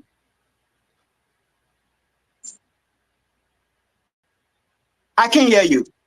You on mute, You meant to say that so your house. Yeah, he came to my house in the US. Yes. Yeah, he came to my house in the US when the athlete we had pictures together in Florida, and we went to because it was my training facility they were using for the regional competition. Oh yeah, regional. So we all together. I actually explained what I was going through, how mentally I was drained, how I wanted to pull away from the Olympics. That I don't think I am ready to go to the Olympics because of the way my training is going, the way this man is treating me. I was telling them that this coach is not preparing me for the Olympics. It's like I'm preparing for a competition coming in 2 years' time. Because I get into shape, and the next day they mess up my shape again. Then when he's not around, the other coach tried to balance my workouts, get us again. And the next thing, things changes. And it's really, I would have really called names of some athletes. That year, you saw in my group, if you know my group, a lot of athletes were running fast in my group. A lot of athletes were running fast in my group, except from one person. But suddenly, the same people who were running fast in America.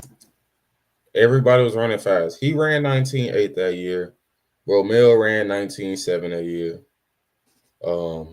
Everybody was running fast. Andre DeGrasse was running like 20.7. That's what he's alluding to. American athletes. None of them saw race to run in the Olympics. Then the same person who was not in shape the whole season won the Olympics.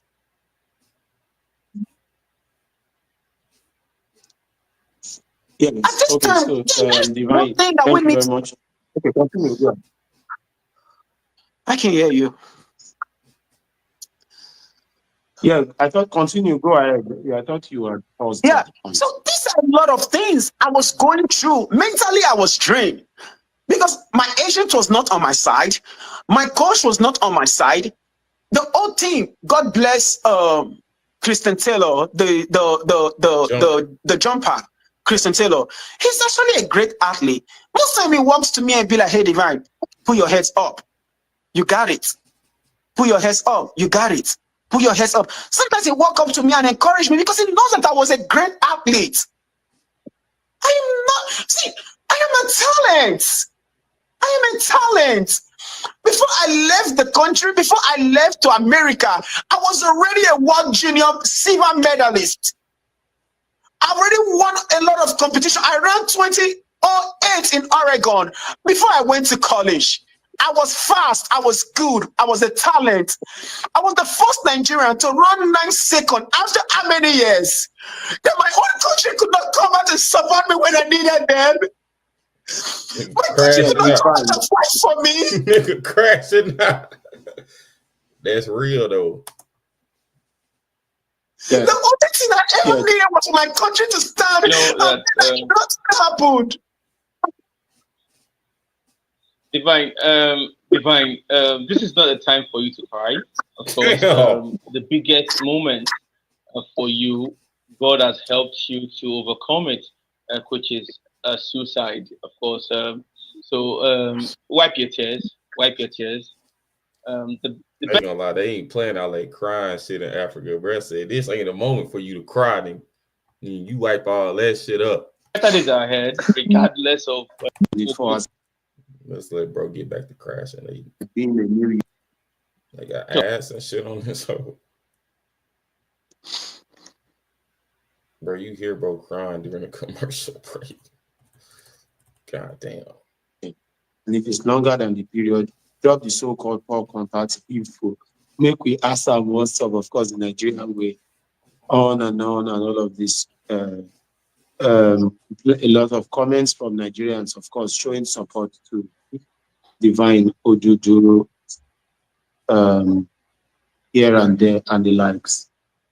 So just more comments. Devine, like you were talking about, so that we'll go back a little again. You were talking about your experience with your agent and most especially the athletics integrity unit, and you had mentioned now that you believe that your agent was working against you. Well, in an interview, and I know we have spoken before now too, and you mentioned that your agent also got some payments from your sponsors that he didn't get them across to you. Of course, you also mentioned that none of and stuff like that. Then he sent an email, a very long email, that he is disappointed that I was using drugs to run and stuff like that. A very long email he typed, and he said he's no longer my agent.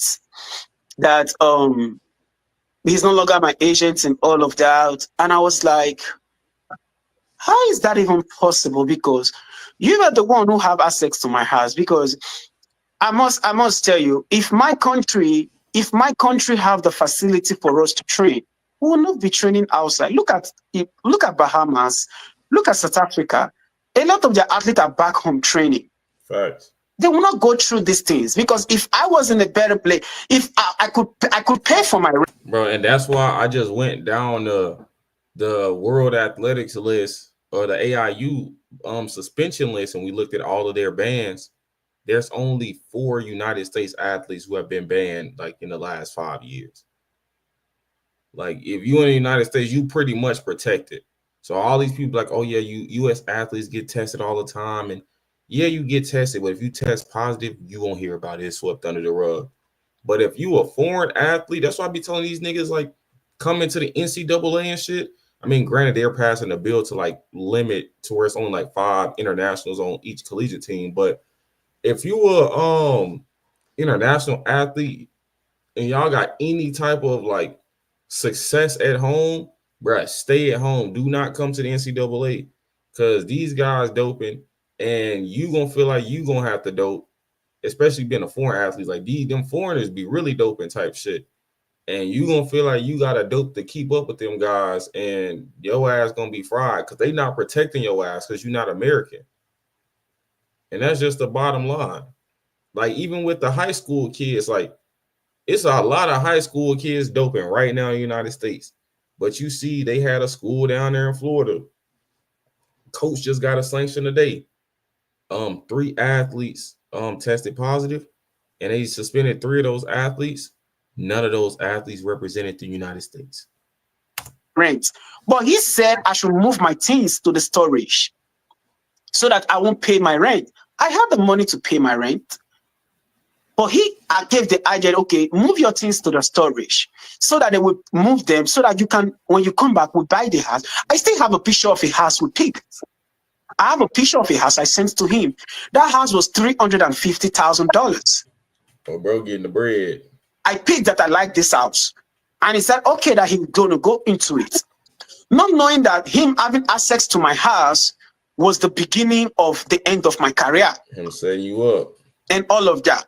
Man, coming back, I did not just lost my career.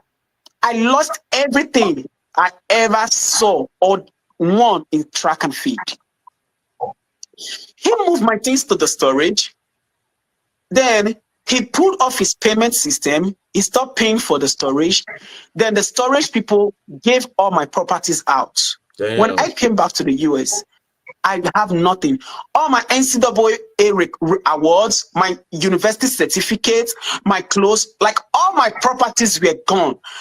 I went to the garage and I said, what is going on? They said, oh. I ain't gonna lie. I would have found that agent and I would have beat that nigga brutally type shit. I'm gonna just be honest with you. Like, bro, like, okay, you set me up with the track shit. You got me suspended and things of that nature. You don't really put a whole impact on my bread.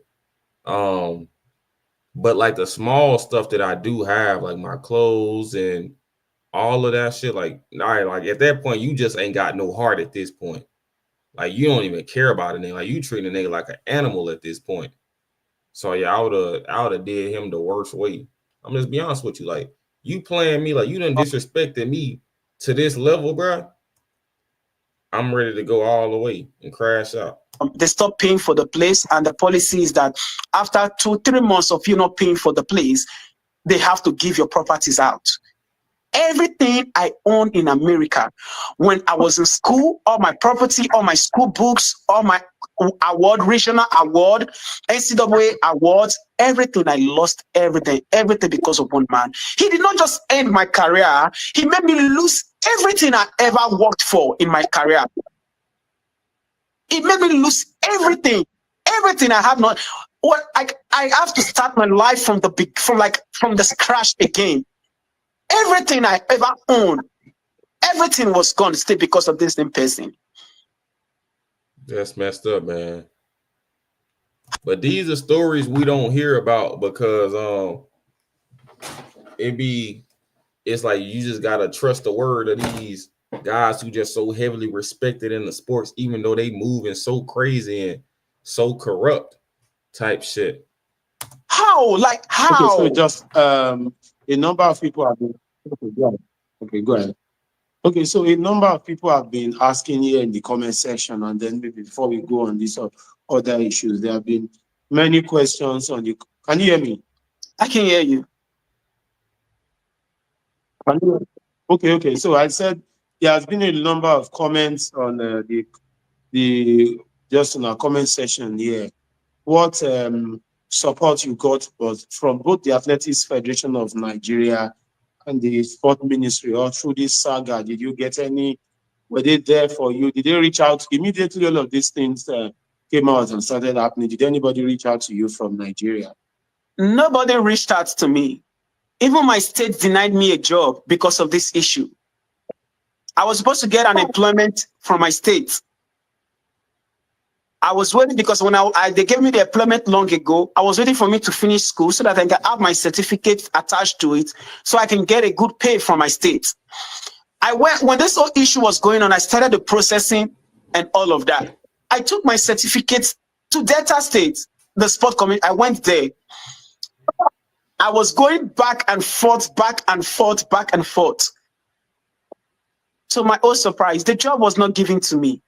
They said because of what I was going through in the athletics issue, I was denied the employment. People that I have served for years, then what support? If they can't give me a job, then what support can they give to me? Right. Okay, so so it means that even apart from giving you a job, immediately the AIU issue started. That's what I'm saying, bro. If you'd have crashed out on their ass, that's a valid crash out, bro. Like at some point, you gotta take it all away. I'm crashing all the way out. I'm gonna just be honest with you, like that. That's just me. Like it's been a lot of times I done played it cool and I done been a bigger person. In this moment, bro, they done disrespected you like no other. Like you gotta crash out on somebody. You gotta put your hands on somebody. Somebody, coach, agent, somebody gotta get touched. I mean, I'm talking about hands, feet, all of that. That you were first provisionally suspended and all of those things. No team from the Athletics Federation of Nigeria or the Sport Ministry reached out to you, at least for starters, to hear your own side of the story. I went to Asaba to see, when I came to Nigeria, then I went to Asaba. When I got to Asaba, the first question I got was, so you are using drugs? And I asked a question like, was it stated that I was using drugs? I have to sit down with them. I gave them the downloading of the story of what happened. It was me, the person of Solomon Ogba, and AFA President Tony Okowa that was in his office. And I downloaded the information to them that look at what I've been going through. Look at what happened before the Olympics. Look at what happened at the Olympics. Look at how this issue came out. And I remember it's so unfortunate that after downloading all of these informations, nothing still came out. Not a support, not okay, how are we going to take this issue to court? How are we going to get to court? How are we going to take care of this issue? I took the case to court. I got a lawyer and I took the case to court. My money was not paid. 1 year plus contract money was not paid. I took the case to court like, okay, I'm trying to see what is going on. I have to sell my property. I have to sell one of my house to give the money to my lawyer to take the case, because the case is not in Nigeria, so I have to pay in pounds to make sure that I have the case going. But at the end, the case was still against me because my country was not supporting me. My country did not call the agents and be like, hey, what is going on with our athletes? What is going on with our athletes? Why are we getting this treatment? You are his agent. You are supposed to be protecting him, not standing against him. What is going on? Nothing like that was done.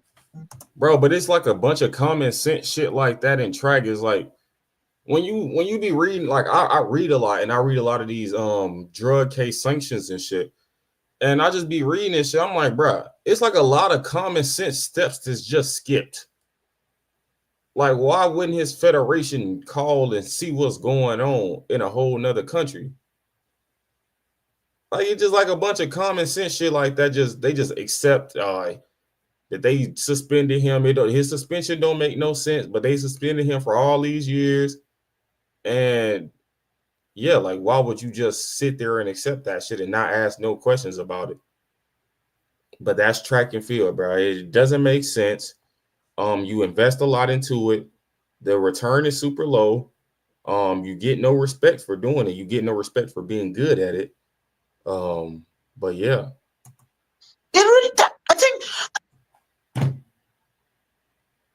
I feel like my coach knows a little deeper what really happens. We don't even talk to him here.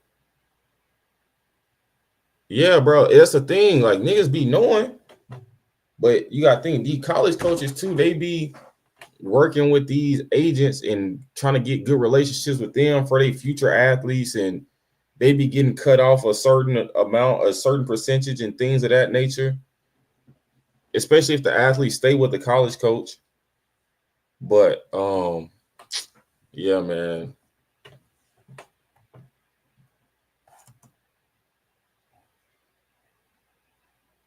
I think that really hurt because we talk about other country and our other athletes comes out to talk about things. Why is it that in our own country, when we come out to voice out our pain, we are arrogant, but when other athletes from other country comes out to speak, they want to support them? Facts. Because that is the main one of the things that really hurt, that still hurt me in the system. Because I came home, I explained, I drove down to let them know, okay, this thing has been happening. Look at how I've been treated.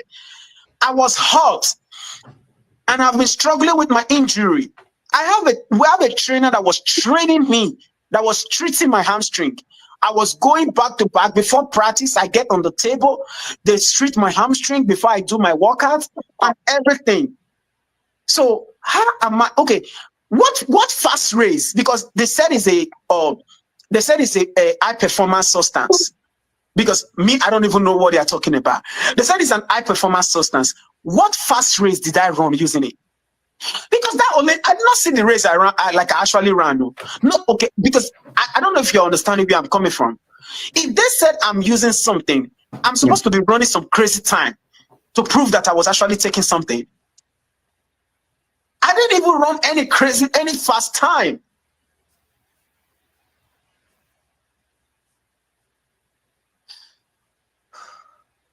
Man, they'll play in your face if you let them. And my country did not support me. Okay, yeah. Yeah. So let's pick it up from there as we try to get to the home stretch, just little by little. You finished from college in 2019. Yeah, that's correct. Devine, can you hear me? Yes, yeah, I can hear you. From college in 2019. COVID came in 2020. Yes, COVID came in 2020. It means you couldn't race in 2020. And then, of course, now 2021, all of these AIU issues started. Do you have the feeling that all of these things that happened that you say were some form of setup here and there did not even make you to have your athletics pro career at all, so to say?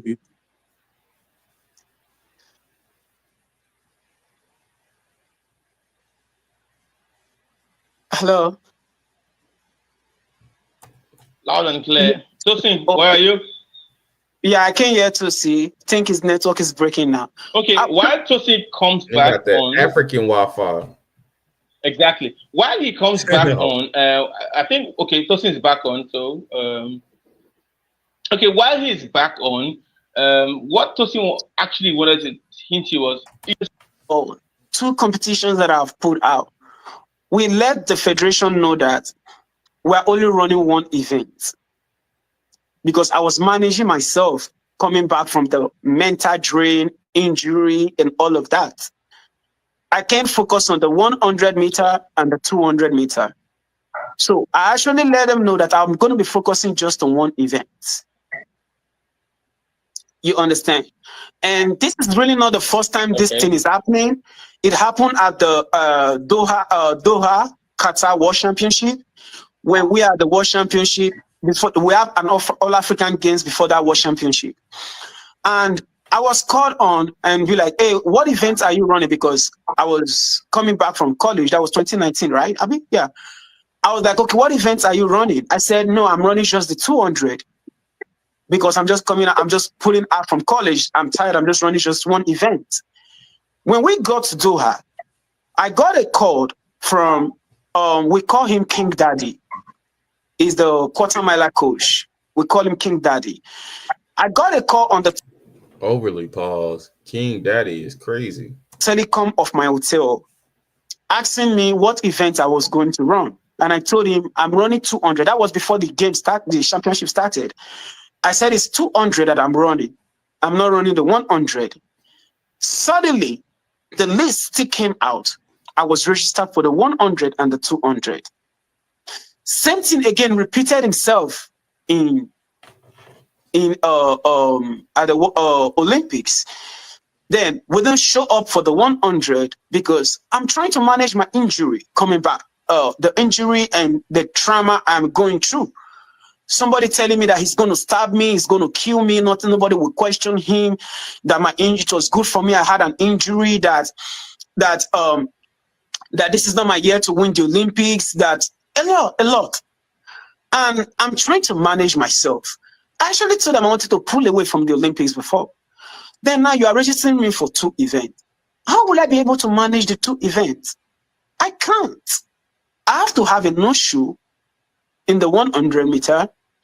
Then suddenly they said because I had a no-show in the 100 meter, I can't run the 200 meter. The old trauma was just back and front. We get imbalanced. We are athletes. We have mental health.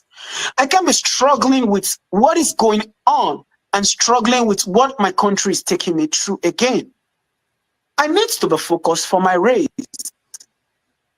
My coach in college knows that I'm an athlete that when I want to run, I need my head and everything focused on that thing. That's why when I was in college, before every of my race, when I get to the hotel, I'm in with my teammate. You don't see me go out. You don't see me I'm inside my room with my iPad, watching races, trying to get my head in for the competition. But with all of the distractions going on, I can do that. And I'm a kind of an athlete. Once I'm distracted, it affects me fully. Because athletics takes the whole body system to function. It takes the whole body system to function. So we have to pull out. I have to pull out. Then the 200 meter, we struggled with back forward. I got back into the race. I was thrown in lane A. Then I went to do the best I could do. But mentally, I was not stable. I was still struggling with my injury. But Nigerians did not know what was going on. Then I was struggling coming back from injury. I was struggling with emotional trauma from my coach. I was struggling with emotional trauma from what is going on in the Olympic Village too. A lot of trauma really happened at that village. A lot.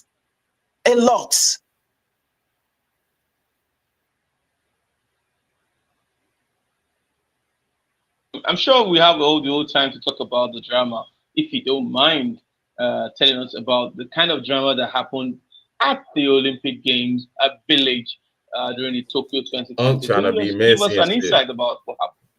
It's really funny because when this whole thing started, when we got to the village,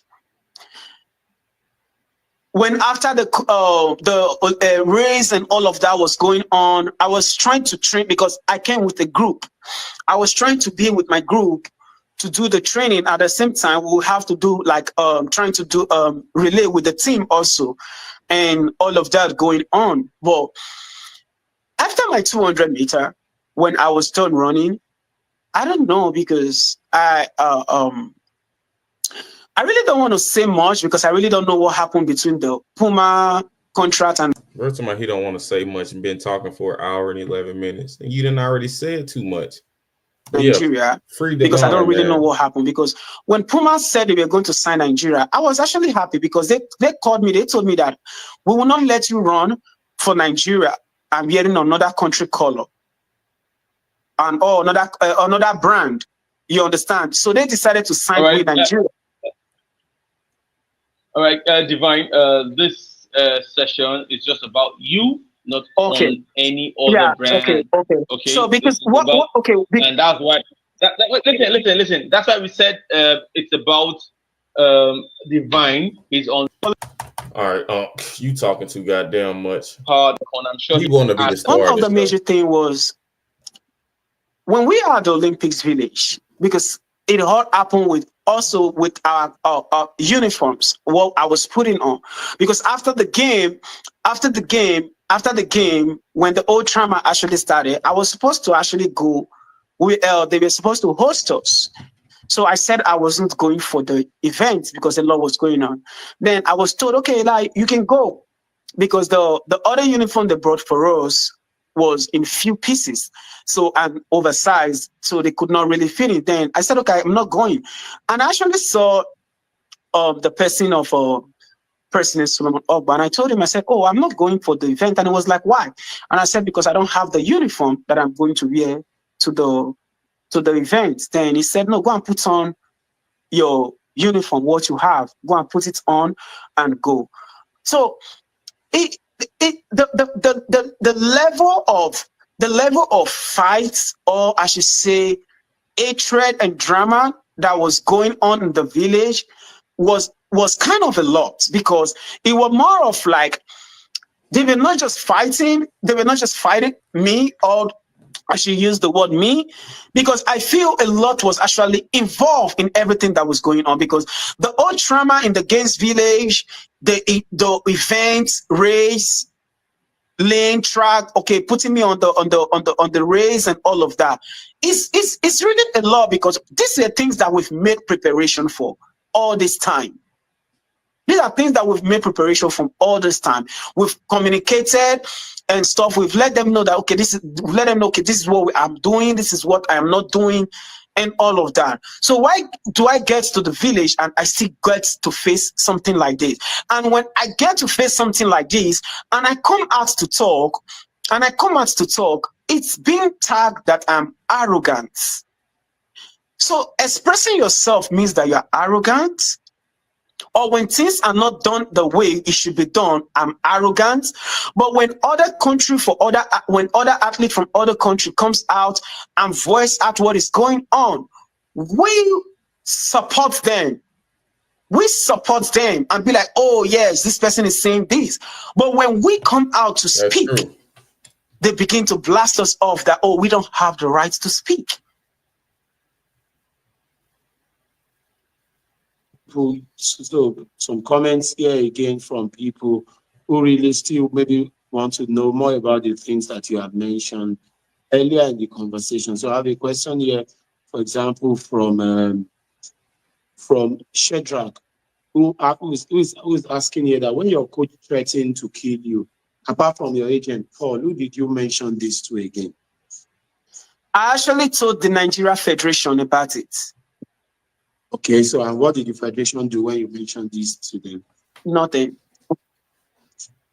So just bringing it down to all of these things you mentioned, most especially concerning the story you have said concerning your issues with your coach and relationship with other athletes and the likes.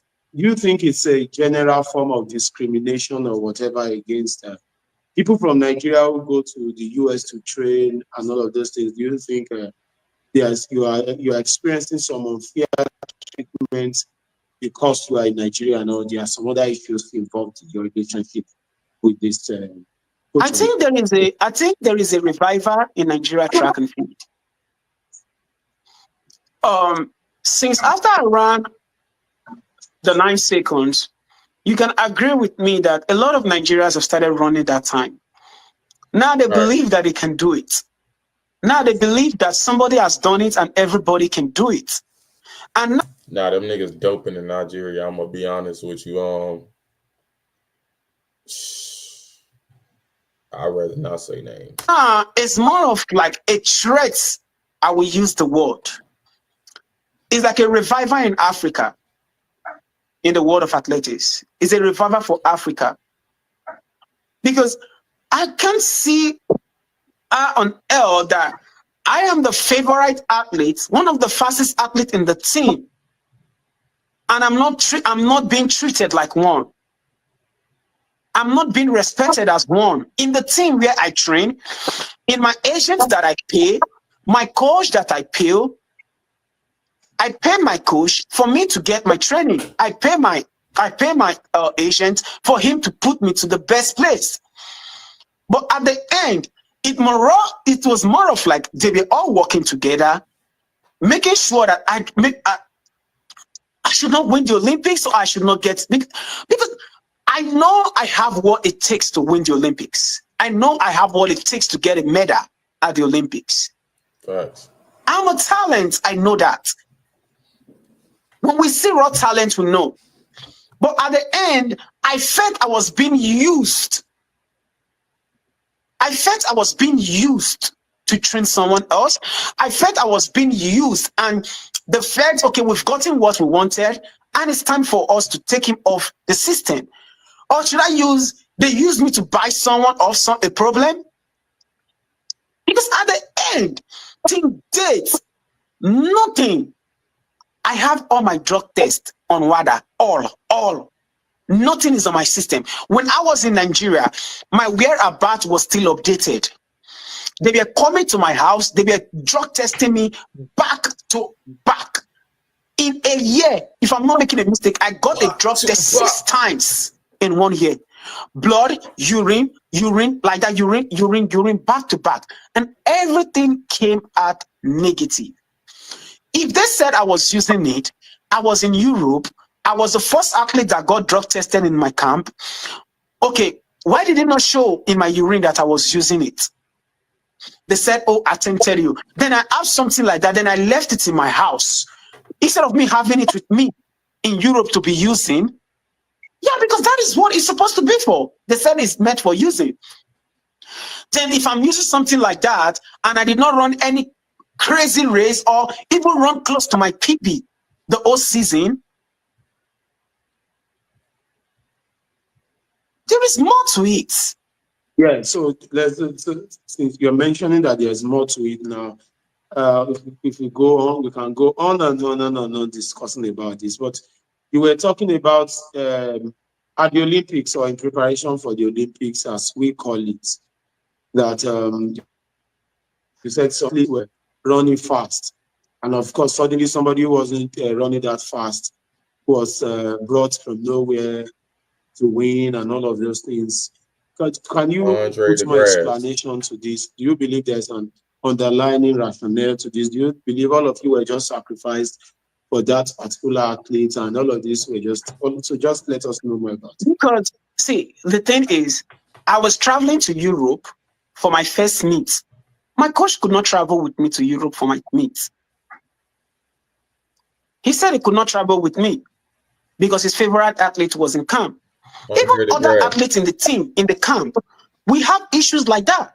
But the day his favorite athlete was going to Europe, he traveled with him to Europe to go compete. He left us with the other coach.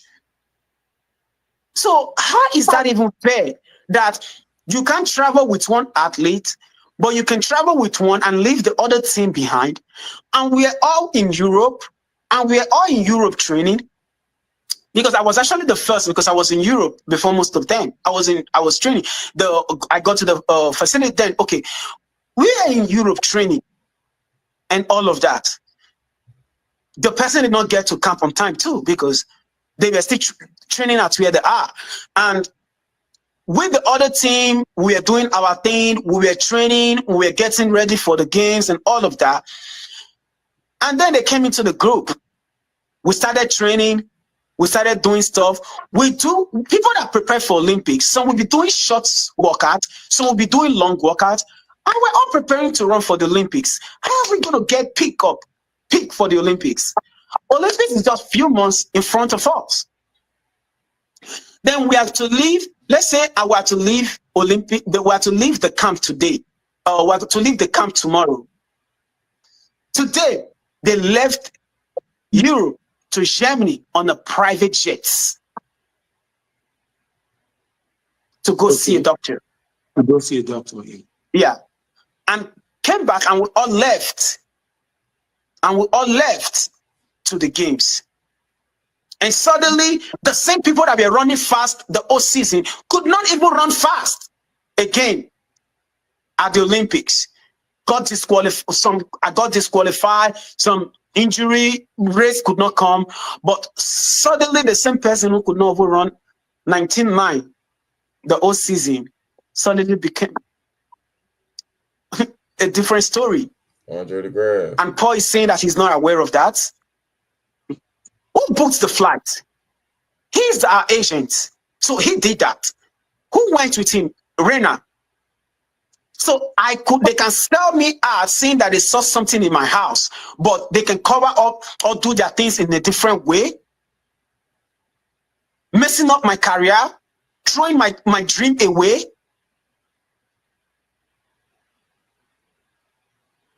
Okay. So one will want to know, for all of the things that you have mentioned. So one of the questions one would want to know, for example, is that why now was there a reason why you didn't appeal your ban after the AIU gave you the 6-year ban for all of the things, with all of these explanations you give up? Or is it that you believe that the system was biased against you and there was no way they could give you what you wanted? I feel the system was biased against me. I feel they know, I will use this word, they know that our system, nobody will say anything. Right. Because I was invited by AIU. I went to AIU. I went there. I got the interview. I got questioned. I responded. Oh shit! I thought he got a 5-year ban. He got a 6-year ban. What the fuck? How you get a 6-year ban for not testing positive type shit? Try Club 2010, 2017. Bruh, it says he will be able to run February 2029. Bro, getting a ban for 6 years, bro, if you test positive, you will get 4 years. How you get a 6-year ban for not testing positive? Like, track is the biggest joke ever. We had a conversation, we talked and everything. I gave them every information, and everything what they are holding onto is that they saw something in my house. So are they saying that somebody cannot put something in someone's house? Or are they saying someone cannot be set up? Is that what they are saying, that someone cannot be set up? Because go ahead. Because at the end of it, with everything they will say, there are people that failed the drug test and they didn't even get up to 6 years. Right. They came out and they gave their reasons and they were forgiven and they came back to the spot. Why? Because they have a system that is backing them up. They have a system that is standing by them. But we don't have the system that is standing by us. Okay. Yeah, Nigeria. So I was asking before I had a little glitch the other time concerning your athletics career. So do you feel that all of these things have just made your athletics career, even before it began, to end? Like I mentioned earlier, you finished school in 2019. All of the times we knew about you, all of the records you made and all of those things, your Mr. I never experienced moment. Well, when you were a student, you were not yet a pro at that particular point in time. You finished school, after school, COVID came, and then 2021, all of these things happened. So how do you think all of these things, your career, did it make you to enjoy your career, athletics career that you so much loved and you would have loved to enjoy the more? I don't know. So these I didn't even experience my athletics career. Of course. I didn't experience my athletics career. Back in Nigeria, the system. How you try to make team, you struggle to make team, or you go to a competition. There's no money for you to go. You have to win in a competition. You have to look for money to go, then get your winning money to transport back home and stuff like that. Or we travel for competition and you have to beg transports to come back, or you are trying to follow your state to the competition and they tell you that you can't enter the bus and stuff like that. The struggle. We went through all of the struggle and trying to make the team.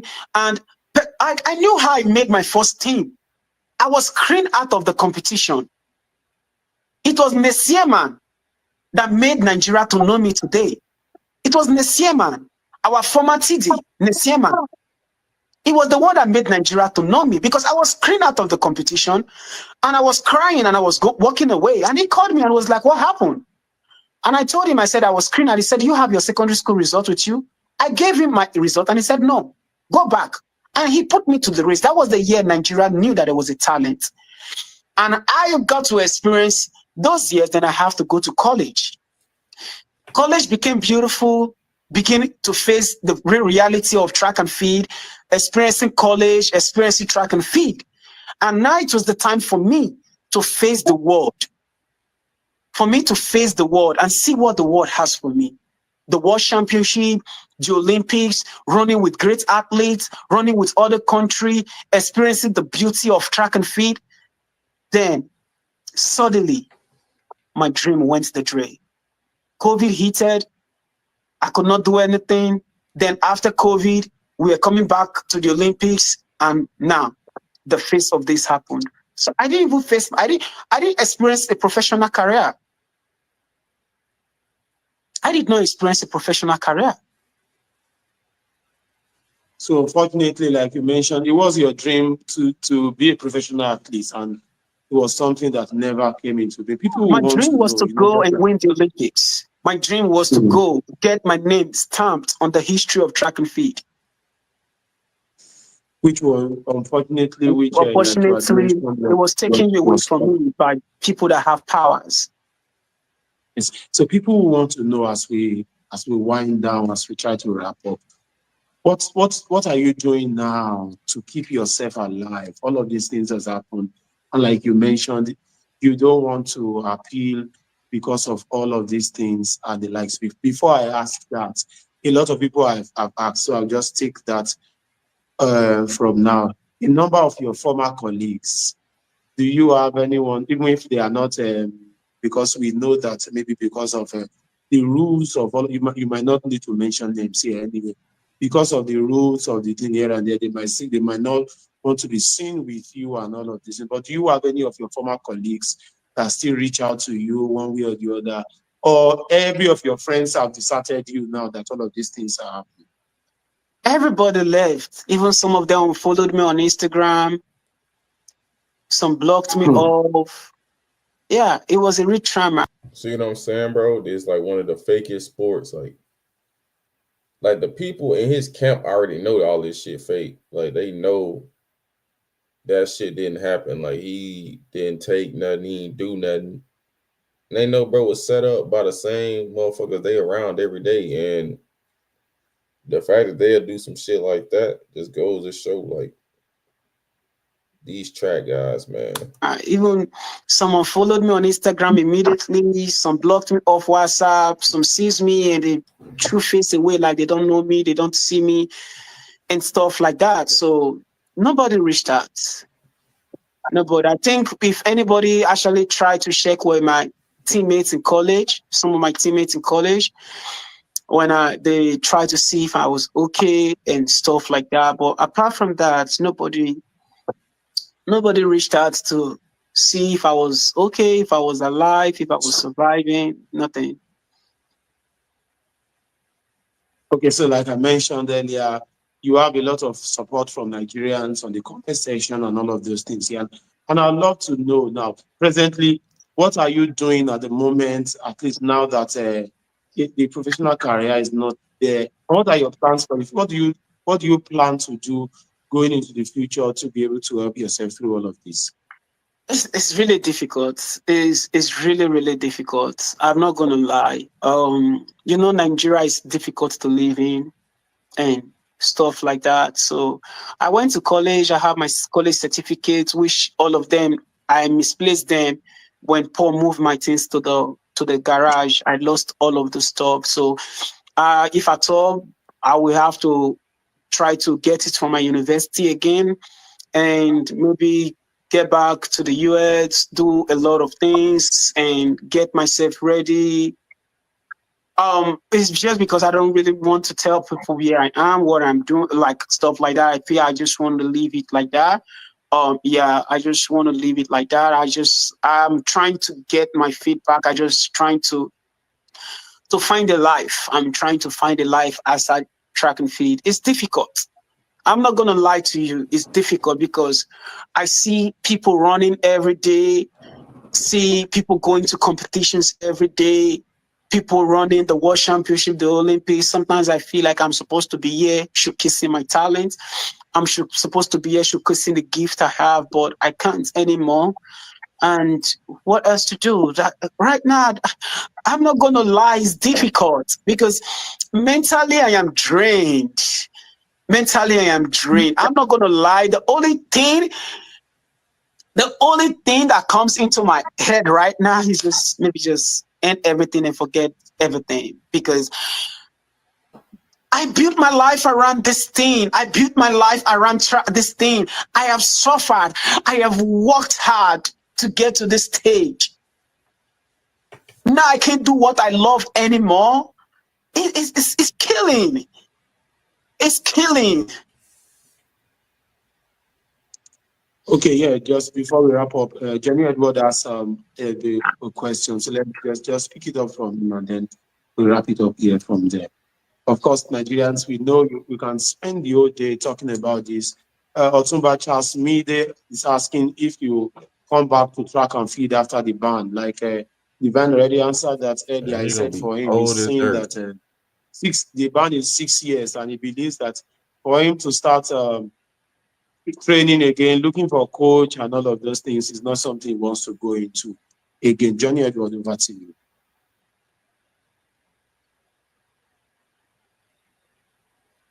Well, to me, I think it's going to be difficult for me to come back because I will need a system that is supporting. You know, like I would need a supporting system, a training group, and stuff like that. Professional career needs money. It's not like when we are starting our career, we are running 10-2, 10-1, 10-3, and all of that, and we make the professional career is different. You need the system, you need the coach, you need the support system to get you to that phase of you running good or getting back to shape and all of that. So, and without you working, you can't be doing that and be working. Okay, maybe I say, okay, I want to go, I'm traveling back to the US. Okay, I want to get a house. It's going to cost me money to do that. Okay, then I want to get a coach. It's going to cost me money to do that. I want to pay for training clothes because I don't have clothes anymore. All my clothes, everything I ever had, I've lost everything. I don't even have anything anymore. So it's like me starting my life from the beginning. Like even a college athlete, I actually do it far better right now because I have nothing, no clothes, nothing. Everything I work for is gone. So it's difficult. If I actually have stuff behind, or stuff like this, do it and be like, okay, all right, I can start from somewhere. I have a system. Okay, if Nigeria is actually like the way Botswana is right now, you see a lot of Botswana athletes are in Botswana training. You see Botswanas are in their country training. You see South Africans, they are in their country training. You see Kenyans are in their country training. Ethiopians are in their country training. Why? Because those countries have the facility and the support system, I would say, to some extent. I think if we have something like that, it would have been better. So, okay, yeah, okay, let me keep on training this whole season, getting built up till the 6 years is over. All right, these Africans with this goddamn service of theirs. But yeah, man, that was Devine Oduduru getting.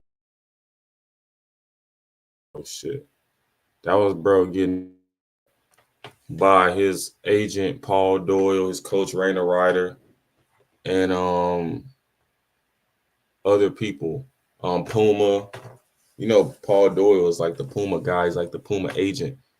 So you signed to Puma, more than likely you going through bro for track. And yeah, he set bro up. They got bro out the sport, got him banned for 6 years. Even though people who even test positive for drugs don't even get a 6-year ban. Highly unfortunate. Track and field is super corrupt. If niggas ever play, I'm exposing all their ass. Until next time, I'll see you guys.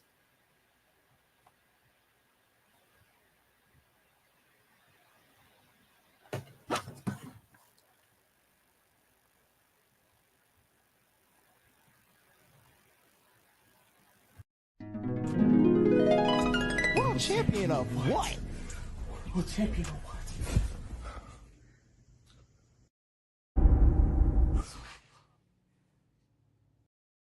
I can drop a world lead, I don't even like running. You gotta run fast just to go and get some money. I'm no Elias K, you know how I'm coming. I ain't going to no Olympics, I ain't running, I ain't jumping. I can make 100,000 at the crib being funny.